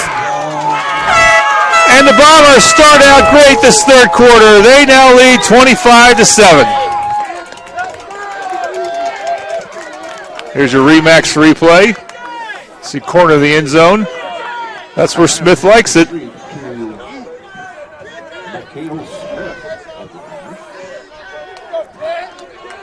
Great way to start out the quarter, Tom, when you had all this momentum heading into the half and you keep it going, and this will be their biggest lead of the game. Right, we just had a big penalty that set us back, and that really it could have been a momentum shift right there, but we went right back into it and made the touchdown. And now they're going to go for two. Direct snap to Kriston Friday. Handoff to Wilson, who fires to Irvin, who catches it for 2. D'Angelo Irvin catches it on a pass from Brian Wilson. And besides D'Angelo Irvin, Brian Wilson has had a few throws in this last 2 years as a receiver. And it's 2 points for Midwest City, so they make up for some of the missed extra points earlier. It's now 27-7. All right, time to take a break. You're watching Midwest City Bomber football on the Oklahoma Sports Network.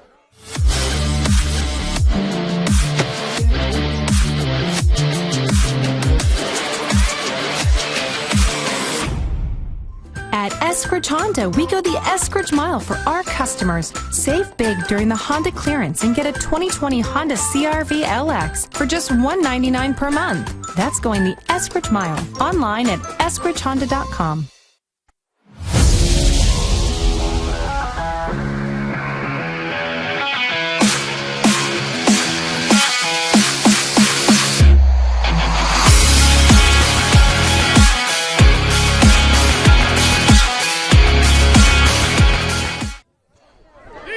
And welcome back to Midwest City Bomber football on the Oklahoma Sports Network.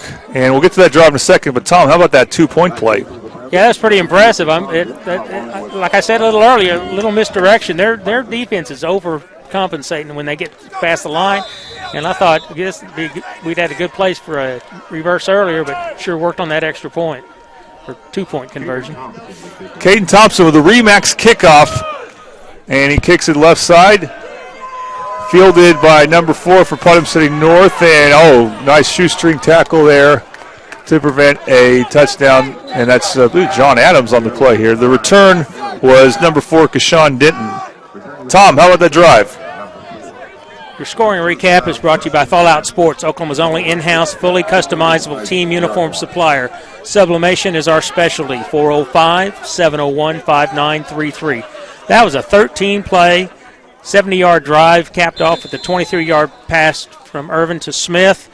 And a great little razzle-dazzle for the two-point conversion. The Bombers are ahead 27-7 with 7:21 to go. High snap, and the running play goes nowhere as they hand it off to Normant. And 3 Bombers got there.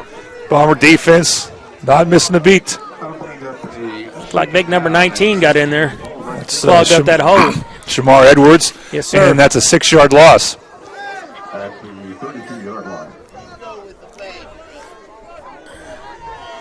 Well, Putnam City North has not been able to establish the runner pass. They basically have had 2 first downs in the first half and not much more. Rolling to his right is Laverty. Looking, fires, and the pass is incomplete as the receiver tripped up before the pass could get there. Brandon Wright tipped that. And made a great play. That was intended for Tice Mythen. But again, he tripped up, and again, if Wright tipped it, it probably wouldn't have mattered. And it'll be 3rd and long. 3rd and 14 is what they'll call it, 32. So it was a 4-yard loss on first down. Midwest City in firm control right now, 27-7. And again, a Midwest City team that's a little short-handed as well, especially on the defensive side where they've been at their best. 3rd and long. Laverty being chased by Edwards. Edwards gets him down. Shamar Edwards. Great sack.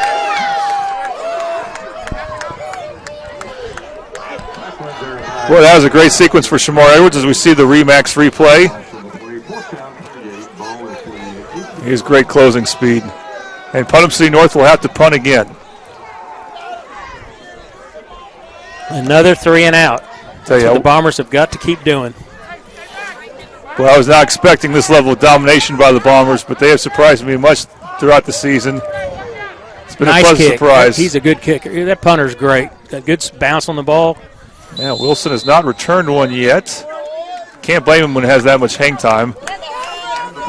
And Putnam City North will take over, or Middle City will take over with pretty good field position. All right, we'll take a break. You're watching Middle City Bomber football on the Oklahoma Sports Network.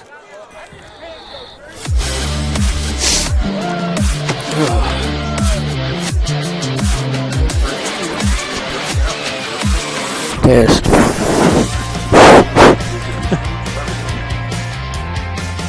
I'm starting. Moving in. All right, everybody get in real quick. You just hold it like this, and you don't need to flash. Learning with VR. Finals, baby! You know I got this! I got an A! Nailed it! We did it! Rose State College. Going somewhere starts here.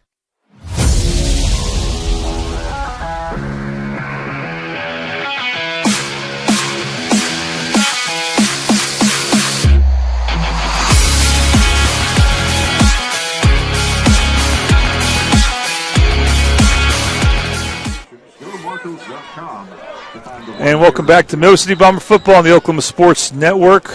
We are in northwest Oklahoma City at Antler Stadium, home of the Putnam City North Panthers, and right now the Bombers are blowing them up. Again, it's Panther Stadium. Did I say Antler Stadium again? You like the Antler Stadium because they let us go indoors there and stay warm. So they let us go inside and stay out of the wind, and they don't do anything to mess with our power. It's been an education tonight. We're learning some stuff.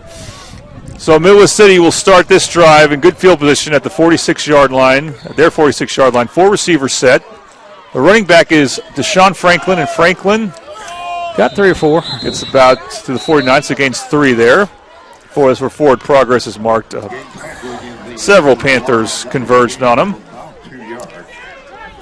That looked a little better, getting a hole open, but they closed it up pretty fast. Their defense is not bad. They're getting to the ball.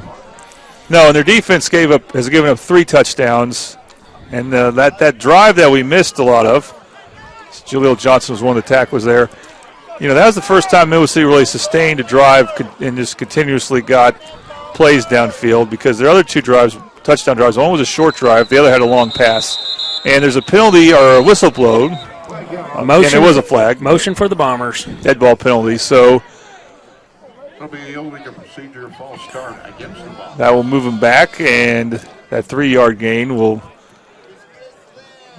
Basically marked back 5 yards, so it's like a 2-yard loss now. 2nd and 12. That'll bring up a 2nd down and 12. The ball now resting. And again, Iowa City, they have their usual starting receivers, or 3 of them. They basically alternated 5 different starting receivers, and they have 4 of them in right now. There's Franklin. Oh, he bounced off. Move. And Franklin down the right side. He gets a first down before finally being tackled out of bounds by number 22, Ty Smythen. That was just a great run on his part. He had contact right at the line, and he just ran over anybody else that was in his way. I like to watch him run. See the Remax replay there. Ball we marked at the 30-yard line. That's one of the best runs we've seen from Franklin. We've seen a little bit of some strong runs from Kamari and Smiley, and those two kind of alternate as the backup running back to Kriston Friday, and Kriston Friday got hurt, so that's one of the reasons we're seeing them now. And there's Franklin again, makes a man miss. And that's something that we didn't check on, but we'll have to keep an eye. Is Kriston Friday even suiting up at the moment, because he was hurt near the end of the first half. And I didn't check to see if he was in on defense there. They didn't need him on that last defensive sequence. 2nd and 7, ball at the 27-yard line. 3 receivers right, one's really close to the line. Irving looking left at a slant pattern. Couldn't find him open, and he got rid of it, and I think that's Miles with a catch, and he'll gain some yards out of that. He got sacked. That was a great play. That's first down. Raleigh Edwards brought him down. It's actually Mikhail Smith who caught it and got some yards after it. It's a first down reception, and it's a red zone opportunity for Midwest City. Triple Elite, find world-class designs and hot new styles at Triple Elite. That defender had Irvin wrapped up, and I really thought he went down for a sack, and he'd got the ball away on his way down. That's an excellent play on his part.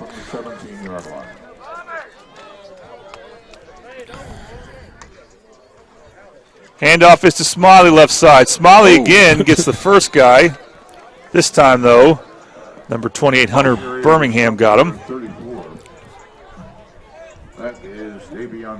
Maybe a couple yards. 3:22 to go in the third quarter. Going to give Franklin a couple, like you said. Ball will be now at the 15-yard line. Adams, the inside receiver, right. Irving to pass, looks left. He's open. Finds his man. That's Smith, and Smith gets brought down. He's going to be close. Close to a first down.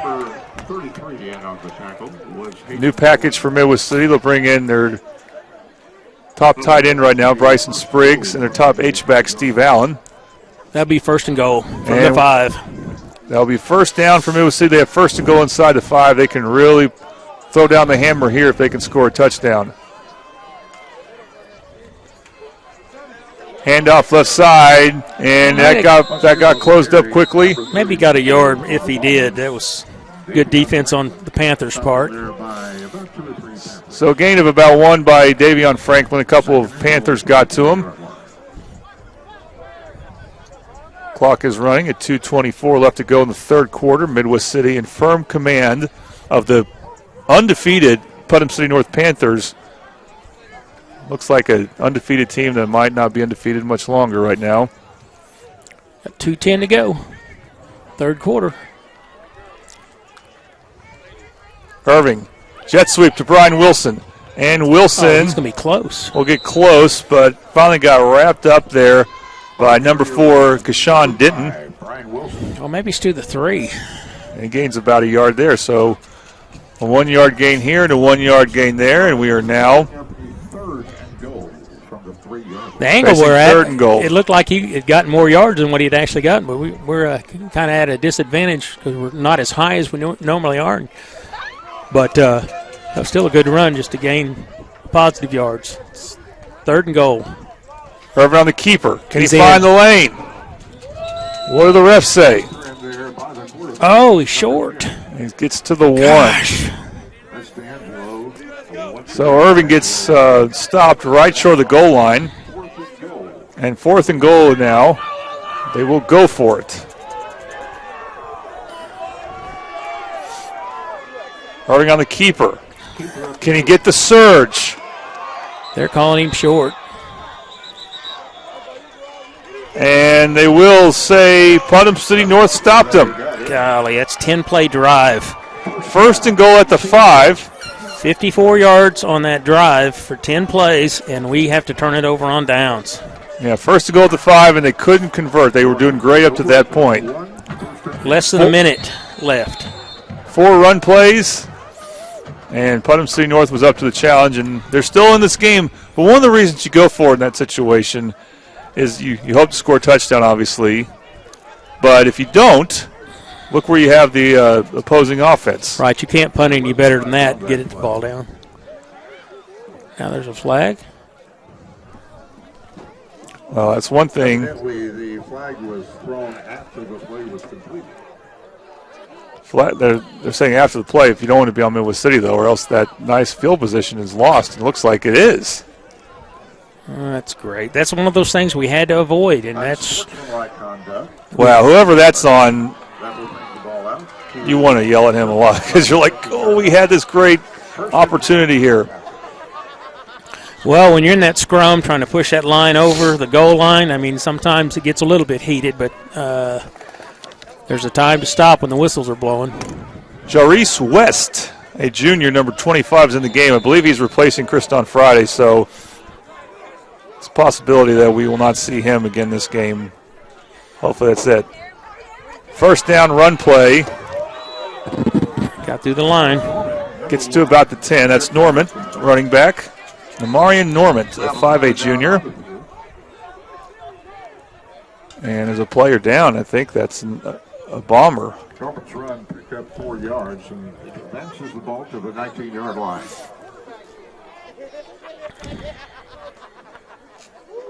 I think that might be Detrick Seals. We'll look in a moment. We're going to take a quick break. You're watching Midwest City Bomber football on the Oklahoma Sports Network.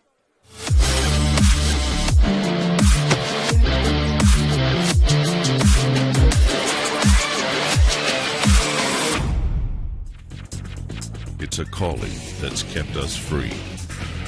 It's a place to belong. What's the calling? It's doing a job that makes a difference. Serving your community and your country. It's part-time service where the impact is full-time. What's your calling? Air Force Reserve.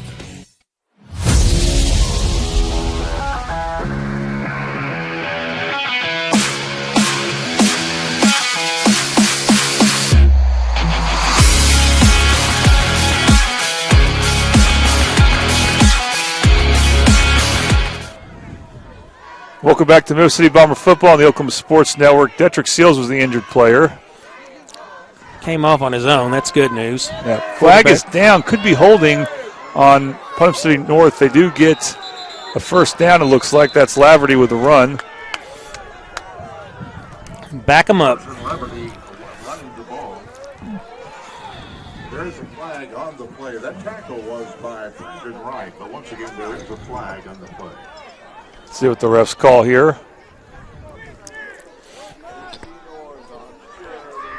Legal procedure. Legal formation. Legal shift on Putnam City North, so the play won't count. Sometimes you have somebody in motion and they don't get set in time, and somebody else goes in motion. You have 2 guys moving. That's at a legal shift. And back the ball up to the 14-yard line. Second and 11 for the still hanging on.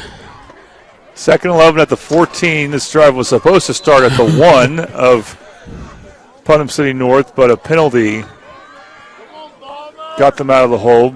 However, Bombers can still get a good field position if they can get a defensive stop here. Laverty to pass on second down. Ball's through the hands of the intended receiver. It was high and incomplete. It'll be 3rd and 11. He was just fortunate we didn't have a bomber back there ready to catch that because he just launched it. That was through the hands of Riley Powell, their backup quarterback, who also plays some tight end and receiver for him. Another bomber down. Boy, this has been. Boy, you just want to get through this game quickly without any more injuries. And we will take a quick break here. Well, hold on. Let's see if he gets up. All right, we'll hold off on that. It's 19. It's 19. Shamar Edwards. He was making some plays. Yes, we need him. All right, we'll take a quick break. You're watching Middle City Bomber football on the Oklahoma Sports Network.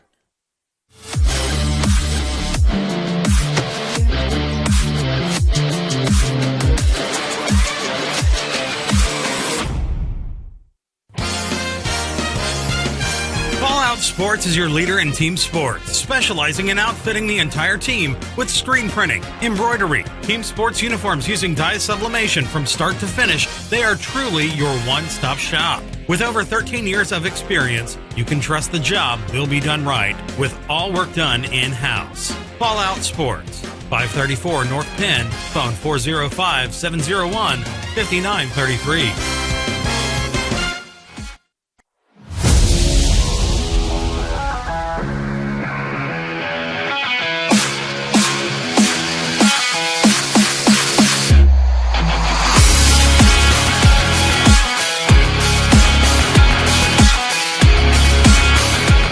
Welcome back to the Oklahoma Sports Network, Middle City Bomber football. They just got a stop on third down on an incomplete pass. Shamar Edwards was able to get off on his own and walk off. We believe he hurt his right arm or somewhere along his right arm. Christon Friday almost came up with an interception, and that was great defense. It's great to hear his name. Yes. I didn't think he was going to get back in this game.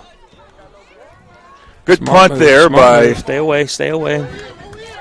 Good punt there by Powell, and Middle City will have the ball at their own territory at about the 44-yard line. Well, they can afford to trade punts, Middle City can, so as long as they're doing that, they're in good shape, even though they blew a chance to blow this game open when they had first goal at the 5 the previous drive and got stuffed on 5 run plays. But here, I mean, and you know, they don't even feel like they probably need to score. They just want to get some first downs and run clock, and hopefully we'll come off without any more injuries. We've seen Seals get hurt, Edwards Friday, and you want all those guys for next week. And there's still 7.7 seconds left in this quarter. I'm hoping this quarter gets over quick. Somebody running in late. That's Bryson Spriggs, the tight end, and Friday is in a running back. So 2 seconds. I could add a baby. Call a timeout. Yeah, we had to call a timeout. The shot clock, as I call it, was running out. All right, well, we'll keep it here just because we already played a commercial break, and we're about to play another one with the end of the third quarter. But Midwest City in firm command, and I got to say again, Tom, it's amazing that when you see what PC North did this season and compared to Midwest City, the resumes were very similar. You know, they both beat Del City. They both beat up on Deer Creek. They've had some nice blowout wins, and I was expecting to see a much more even game than this. But Midwest City, even with some of their injuries, has just been the much better team. It's just been great to see. Well, I like taking a 20-point lead into the fourth quarter against these guys. We can't let up. We can't let them score. We need to go down there and score on our own. Right now, we've got the ball. Like I said, we got 12 minutes and 7.7 seconds left in this game, if you want to look at it that way, if we ever get this quarter over with. Yeah, Midwest City called timeout. Again, 7 seconds left to go in the third quarter. An updated score for you. We don't have an update on Del City versus Deer Creek, but we do. We can tell you that Choctaw looking to get a top 2 seed out in the East District. Lead Sand Springs now 29. They were trailing earlier in that game. All right, again, ball will be marked at the 44-yard line. First and 10 for Midwest City. 2 receivers left side for Irvin. And he keeps it. Fake standoff, and he keeps it. Can he get to an edge? Yes, he's got some blockers ahead of him, and he will get a positive gain of about 7 yards as he gets past midfield. And that's how the quarter will end. So, to the fourth quarter we go. Midwest City with a firm command over Putnam City North. They lead 27-7. You're watching Midwest City Bomber football on the Oklahoma Sports Network.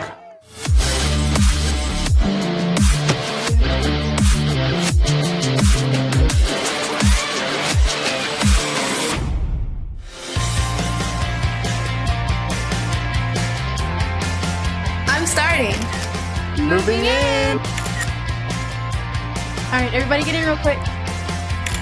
You just hold it like this, and you don't need a flash. Learning with VR. Finals, baby! You know I got this! I got an A. Nailed it. We did it! Rose State College. Going somewhere starts here. Can't wait to see this place. All right, I got this app. Would you like to tour the house? Yes? Please. Would you like to tour the house? We're here, dude!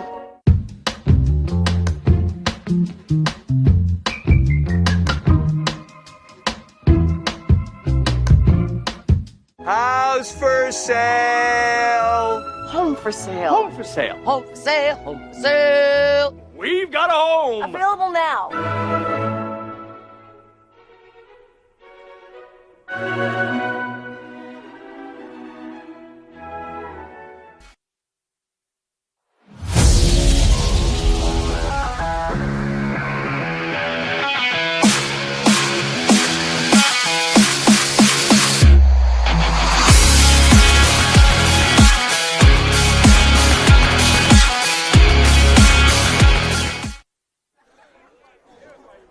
And the fourth quarter is about to begin here at Panther Stadium, where Midwest City is in firm control, leading Putnam North by a score of 27-7. This is a second down and about 3 for D'Angelo Irvin. They run it right up the middle, and that'll be close to a first down. I believe it will be a first down. It's Kriston Friday. All right, this fourth quarter is brought to you by PetVet, located on Lockheed and Southeast 15th in Midwest City, dedicated to ensuring your pet leads the happiest, healthiest life possible. Drop by PetVet today or tomorrow. And it will be a fresh set of downs for Midwest City.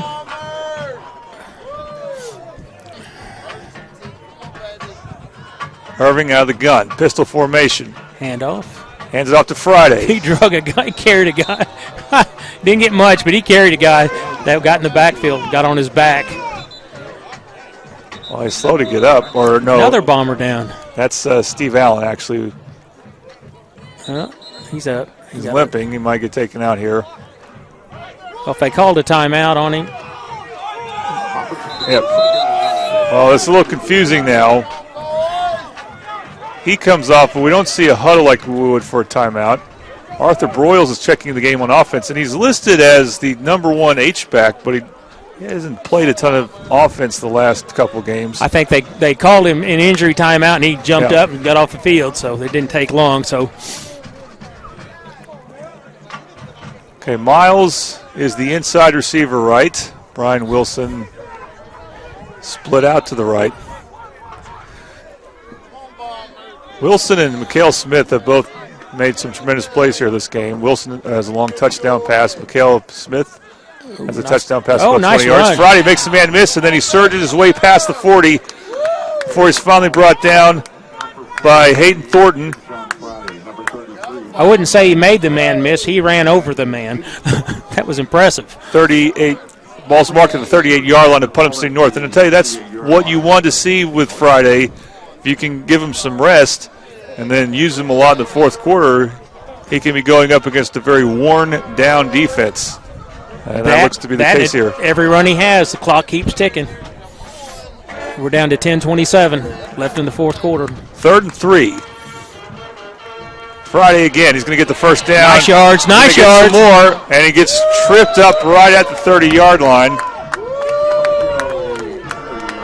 If he hadn't got held up, I think he might have kicked his leg out and got out of there.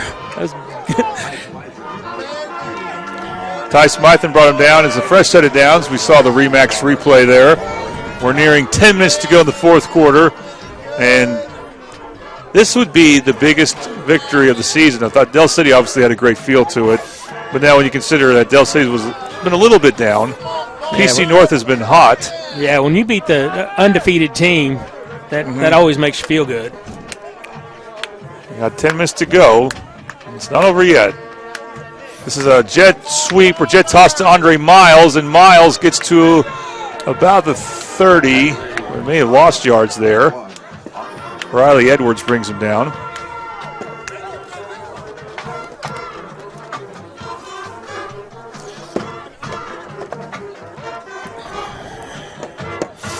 Actually gained 3. They got to the 25. They got to the 25-yard line. Yeah, he gained a little bit, but Yeah. we need to go down here and score.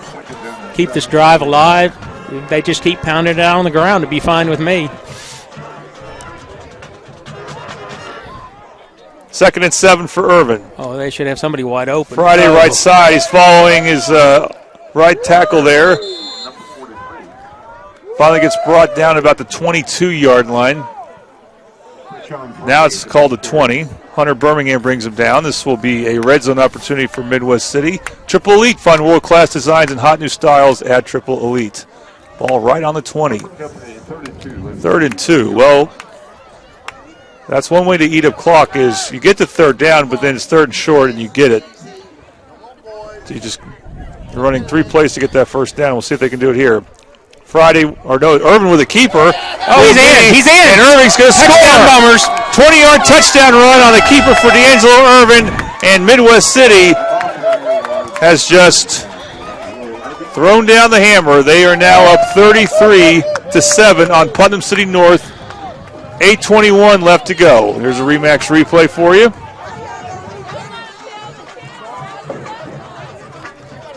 That might be the dagger. Let's hope so. Now they're still in 2-point mode as they have kind of a point they were in earlier this season where they just do not trust their extra point team right now. Smiley is the running back. Irvin, maybe a direct snap to Smiley it is. Fakes the toss, looks to get to the edge.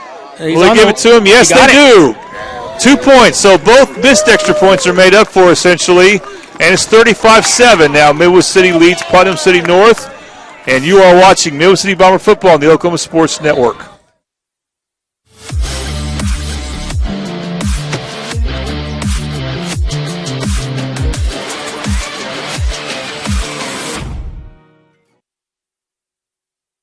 Since 1908, Cameron University has served students from all over the world.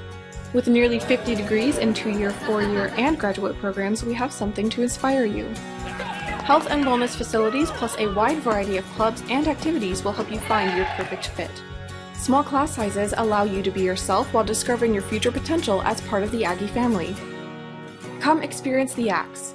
Enroll today at www.cameron.edu.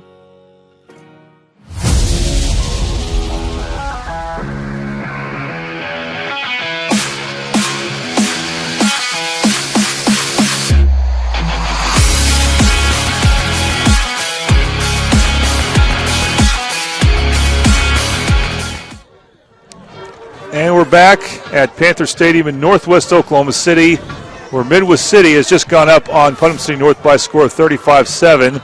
Tom, how about that drive? Scoring recap is brought to you by Fallout Sports, Oklahoma's only in-house fully customizable uniform supplier.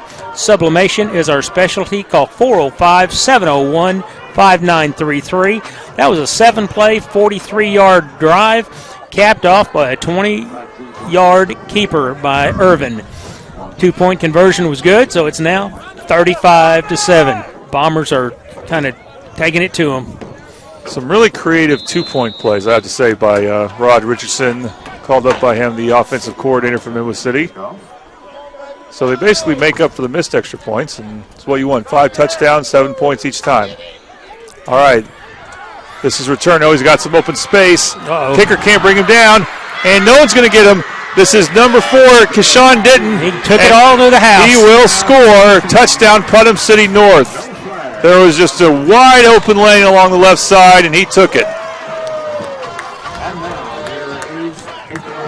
There's a flag on the play, though. We've seen a kickoff return from Midwest City that has to thrill special teams coach Michael Baldwin. That has really disappointed him there. Well, where that flag is, that lands about the 33-yard line. That's usually in the area of a penalty against the return team. However, they're lining up for an extra point right now. Well, let's see. Oh, tell them hold up, guys. Are they going to tell us what the penalty is?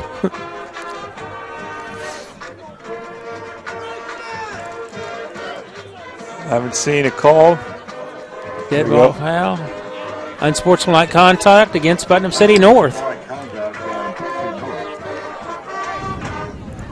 Well, okay, that may have been after the touchdown. Probably excessed on the kickoff. Yeah.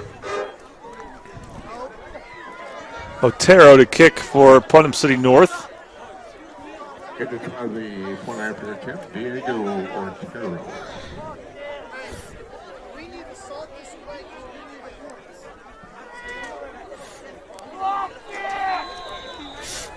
All right, here we go to make it 35-14. Here's Otero. Be about a 20-yard attempt. And I said he was making them pregame. Yeah, he got it. Kick is up and good. All right, well, right back comes Putnam City North. We've seen 2 kickoff returns for touchdowns this game. One by number 2, Mikhail Smith for Midwest City. Now one for number 4, Kashawn Ditton for Putnam City North. You're watching Midwest City Bomber football on the Oklahoma Sports Network.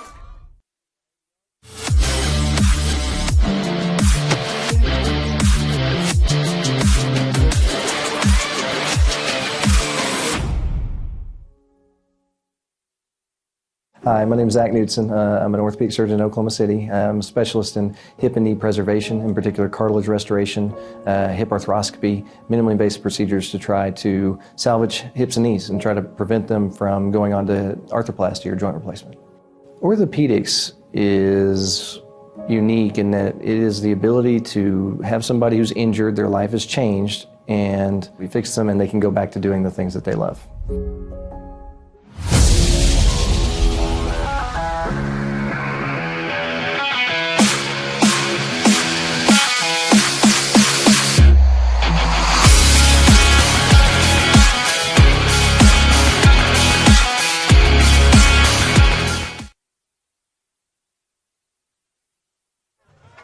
All right, welcome back to Midwest City Bomber football on the Oklahoma Sports Network. Even though the penalty will make PC North kick off deeper in their own territory, offensive coordinator Rod Richardson was earlier telling his team to get ready for an onside kick.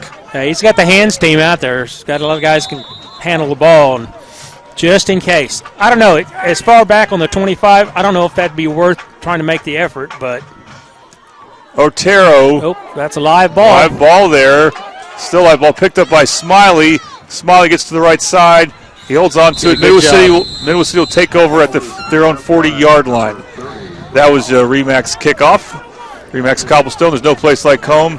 And who else better to help you find the Remax Cobblestone? And, Tom, easy to talk about that drive.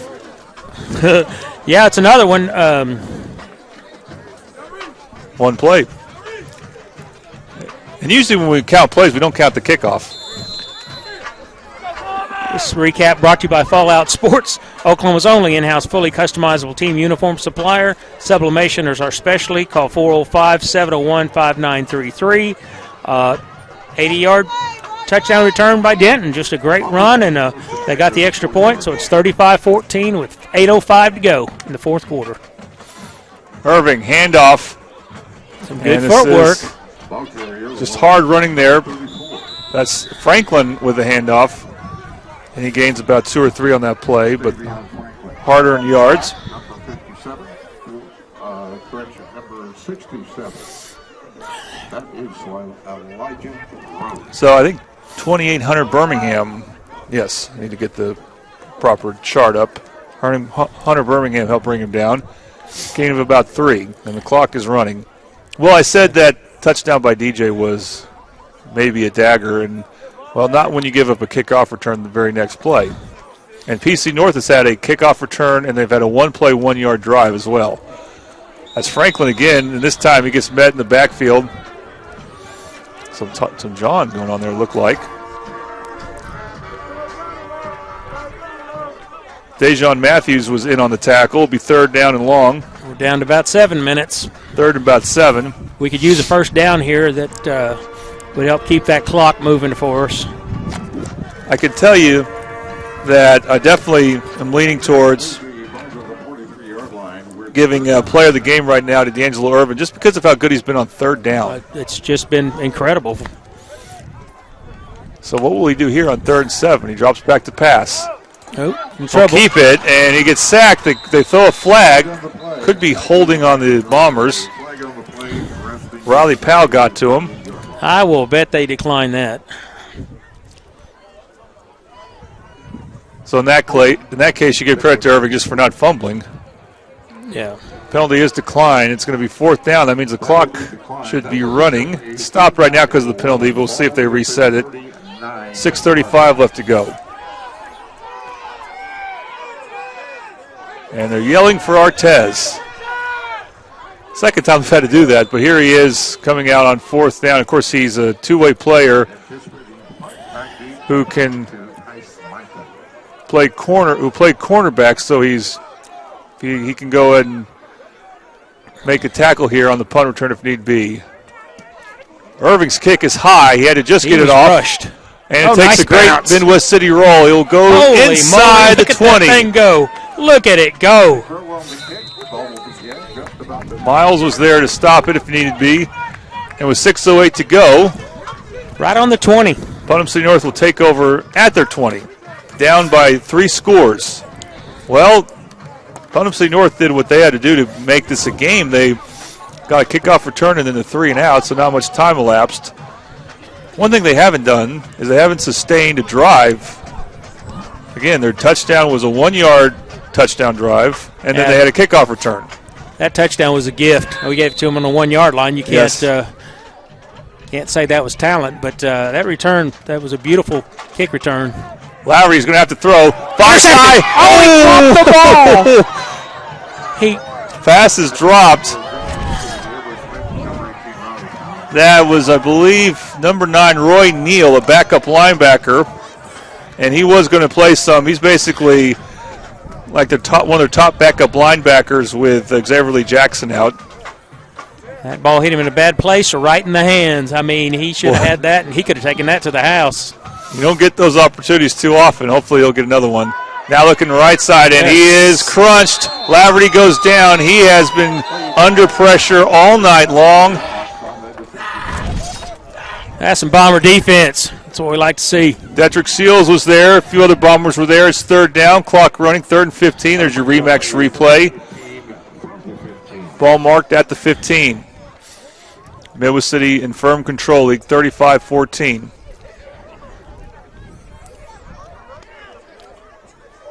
They got to keep the pressure. You know he's going to pass. He didn't have much choice. It's 3rd and 15. He's going to have to pass. They need to get that pressure on him because he has not been able to hit his mark when they get the pressure.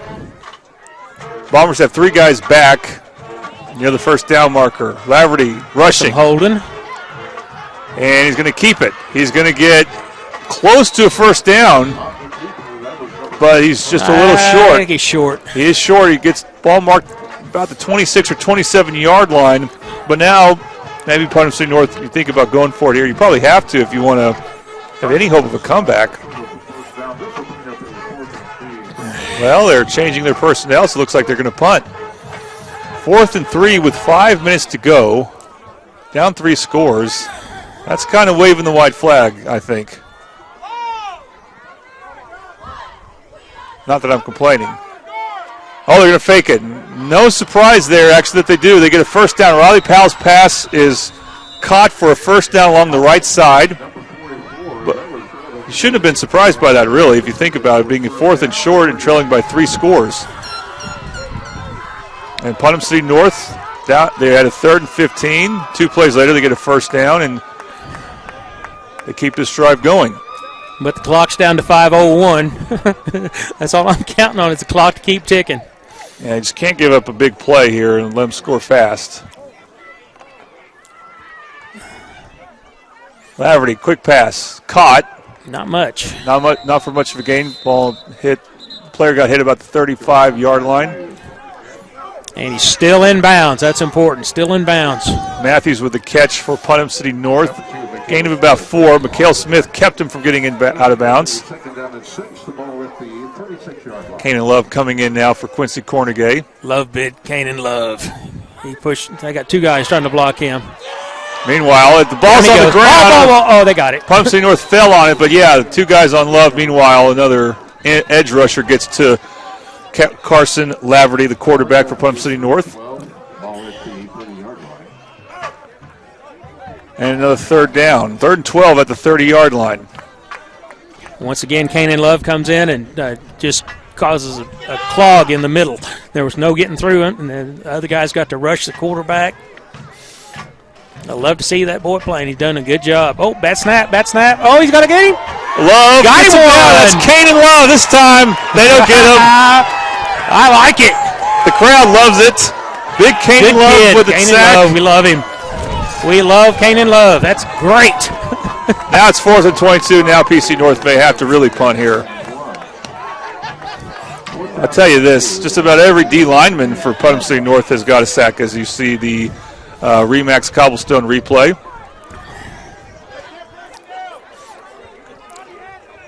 Now Midwest City has no one back to receive the punt. They think it could be a fake. Low snap. No, you got it. Powell will punt it. Just let it roll. Oh, took a bad bounce. It takes the Midwest City bounce, and it will be fielded. Midwest City will have the ball at about the 42-yard line. 3:11 left to go, and we'll take a break. You're watching Midwest City Bomber football on the Oklahoma Sports Network.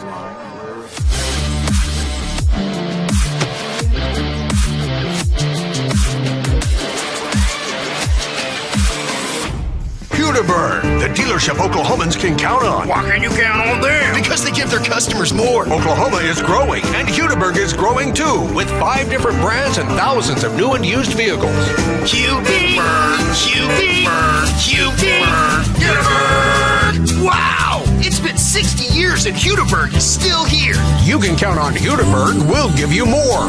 Hudaburn.com. You can count on Hudaburn. We'll give you more.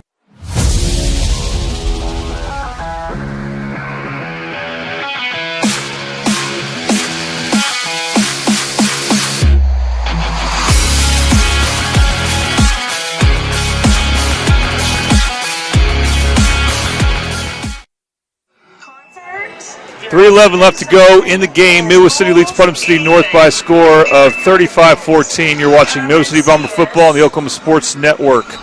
Midwest City about to take over. It looks like they have this game in the bag next week. Now we're talking about a legit undefeated team, the Stillwater Pioneers. No disrespect to Putnam City North, but Stillwater has been a dominant team for the last several seasons. This will be a unbelievable test to see just how good this Midwest City team is, as they are red hot.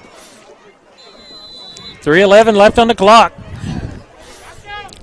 Midwest City keeping most of their starters in, including D'Angelo Irving, who hands it off to Smiley, who gets a lot of, at times will start a running back, and he gets about a couple yards on the play.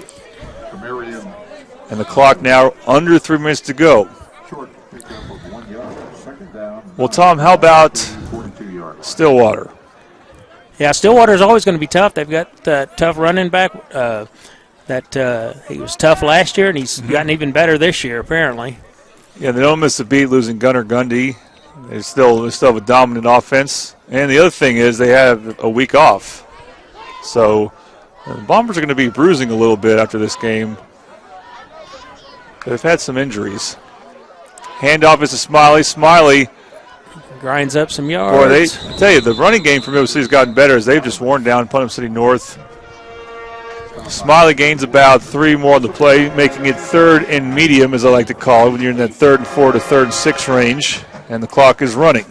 Yeah, it looks like Putnam City North. They don't want to call a timeout. I mean, if they thought they could do it, they would, but I think they also believe that no sense getting anybody hurt trying to pull out a miracle.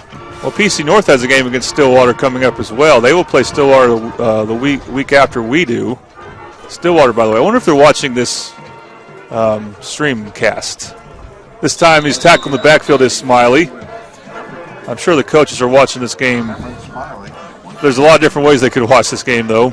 And they'll be getting some official game film probably Sunday. Probably going to just, I don't know if he'd punt it or not. He might let it run down and call timeout. Get it under a minute. He could do that if Coach wanted to. 3 receivers to the right side for D'Angelo Irvin. 4th and 7 at the Putnam City North 40. They will run it.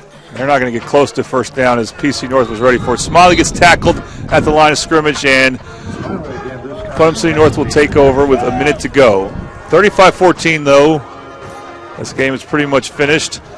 And we'll go ahead and call it, Tom. Player of the game will be D'Angelo Irvin. We've come close to giving him that many times. There are several D linemen we can give it to, including Kanan Love, but what Irvin did on third down, on third and long, time and time again, is just incredible. He did throw 2 interceptions. One of them was I think it was a bad pass on his part. Yeah, one of them was tipped, and that wasn't his. And the other one was what you just said, tipped, so not his call. He's had a couple of interceptions like that. Just had a good game all around, though. For Lowry to throw, and the pass is incomplete. Good coverage. Well, that's the interesting thing, Tom. Jamie Watt in on the coverage. The pass intended for Riley Powell. But Middle City lost the turnover battle, I think 2-0. I don't think Putnam City North actually turned it over. There was a couple fumbles and a couple near interceptions. But Middle City's defense did not force any turnovers. They're just awesome. Just awesome at tackling, getting sacks, constantly pressuring the quarterback. The pressure on the quarterback, I think that's what they're going to have against Stillwater. That's for sure. They've got to have it. Run play. This time he gets past the blitzers on the line of scrimmage, but still we see Normant tackled at the 45. Clock now at 47 seconds and counting. But with this win, they're lining up. Middle City, Get ready. Middle City could have 2 playoff games at home. If they just win their first one, they should get a second one home no matter what. Handoff, I believe that's to the backup running back, Sean Denton, with a carry of 1. He's the one who had the kick return for a touchdown for Putnam City North. No, I take that back. That's Norman with the last run. They should do it. They're not going to run another play. Another Bomber victory in the books. Coach will be very happy when I go talk to him. Yeah, we ought to bring him up here with us, but now we'll let you just go down there. This game is over. LJ doing some dancing. They are a happy bunch wearing white. The Bombers have defeated Putnam City North by a score of 35-14. They will go to 4-0 in district, and they will have clinched a top 2 seed more than likely. The Putnam City North can somehow win at Stillwater. That might make things complicated if Stillwater wins against Midwest City. All right, we'll take a break for a couple minutes, but then we'll come back and we're so close to the field, we will have a great interview with Tom Carpenter and Victorious head coach Darrell Hall. That's coming up. You're watching Middle City Bomber football on the Oklahoma Sports Network.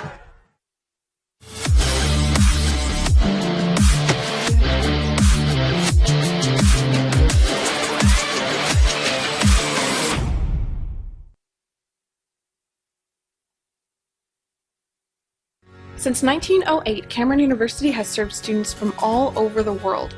With nearly 50 degrees in 2-year, 4-year, and graduate programs, we have something to inspire you. Health and wellness facilities plus a wide variety of clubs and activities will help you find your perfect fit. Small class sizes allow you to be yourself while discovering your future potential as part of the Aggie family. Come experience the Axe. Enroll today at www.cameron.edu. Can't wait to see this place. All right, I got this app. Would you like to tour the house? Yes, please. Would you like to tour the house? We're here, dude.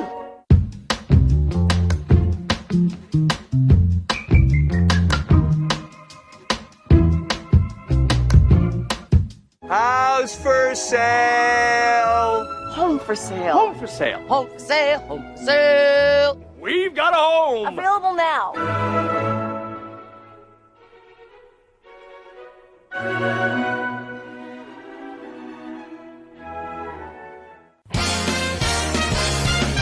Fallout Sports is your leader in team sports, specializing in outfitting the entire team with screen printing, embroidery, team sports uniforms using dye sublimation from start to finish. They are truly your one-stop shop. With over 13 years of experience, you can trust the job will be done right, with all work done in-house. Fallout Sports, 534 North Penn, phone 405-701-5933.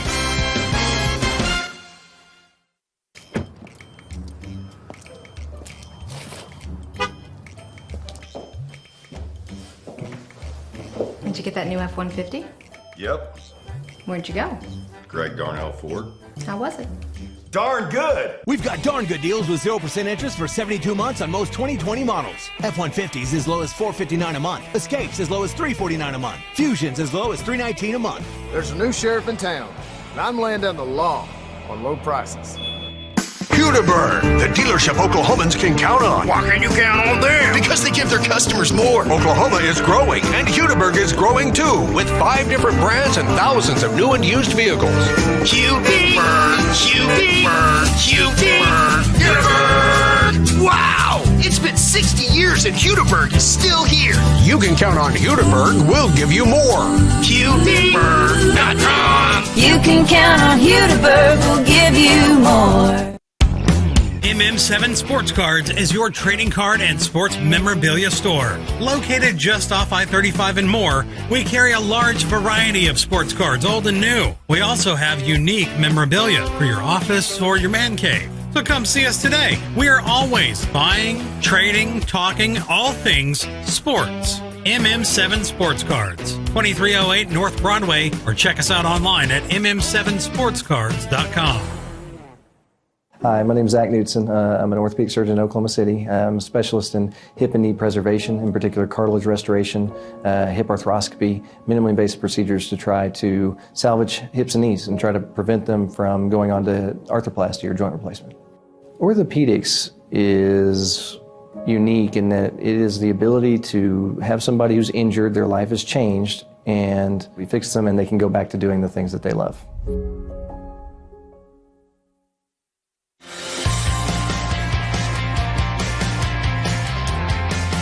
I'm starting. Moving in. All right, everybody get in real quick. You just hold it like this, and you don't need to flash. Learning with VR. Finals, baby! You know I got this! I got an A. Nailed it. We did it! Rose State College. Going somewhere starts here. Fallout Sports is your leader in team sports, specializing in outfitting the entire team with screen printing, embroidery, team sports uniforms using dye sublimation from start to finish. They are truly your one-stop shop. With over 13 years of experience, you can trust the job will be done right, with all work done in-house. Fallout Sports, 534 North Penn, phone 405-701-5933.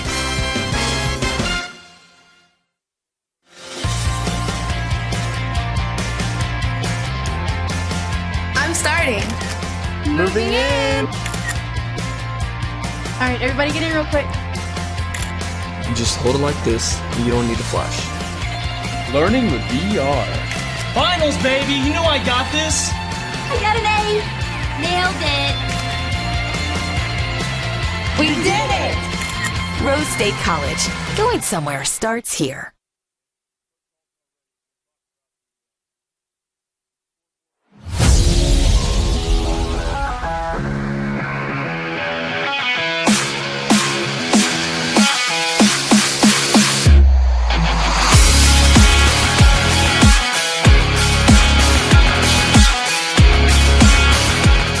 And welcome back to Mississippi Bomber Football on the Oklahoma Sports Network. And here is Tom Carpenter with a victorious Coach Darrell Hall.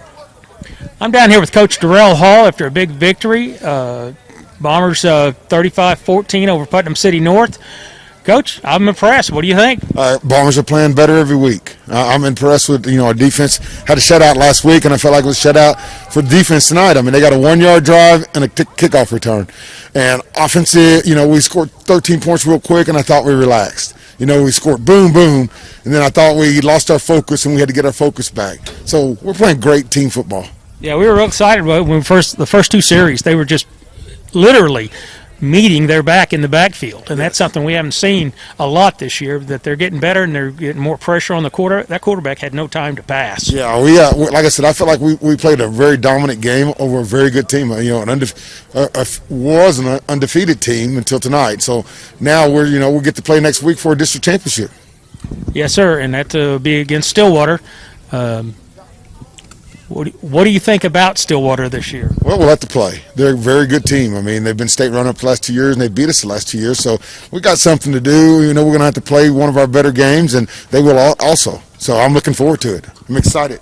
Oh, we are too. And the thing we are excited about, we're hoping we get some of these guys healthy again. Yeah, we brought only 45 tonight, about 45. We missed a couple to the circumstances, and so hopefully we get more back, but it's next guy up mentality. I mean, we brought 7 offensive linemen in. 7 is what we had tonight. And so good thing nobody went down. And they did a good job. They did an excellent job. I'm proud of them. Excellent job. Jordan, we'll send it back to you.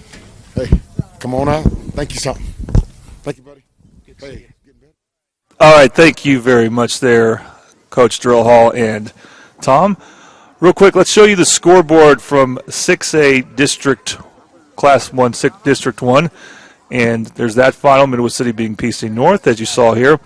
Also, Del City got their first win of the season, beating Deer Creek. And Del City, even though they've finally won their first game, they are in play to get a home playoff game with this expanded playoff format we have. So let's look at the standings real quick.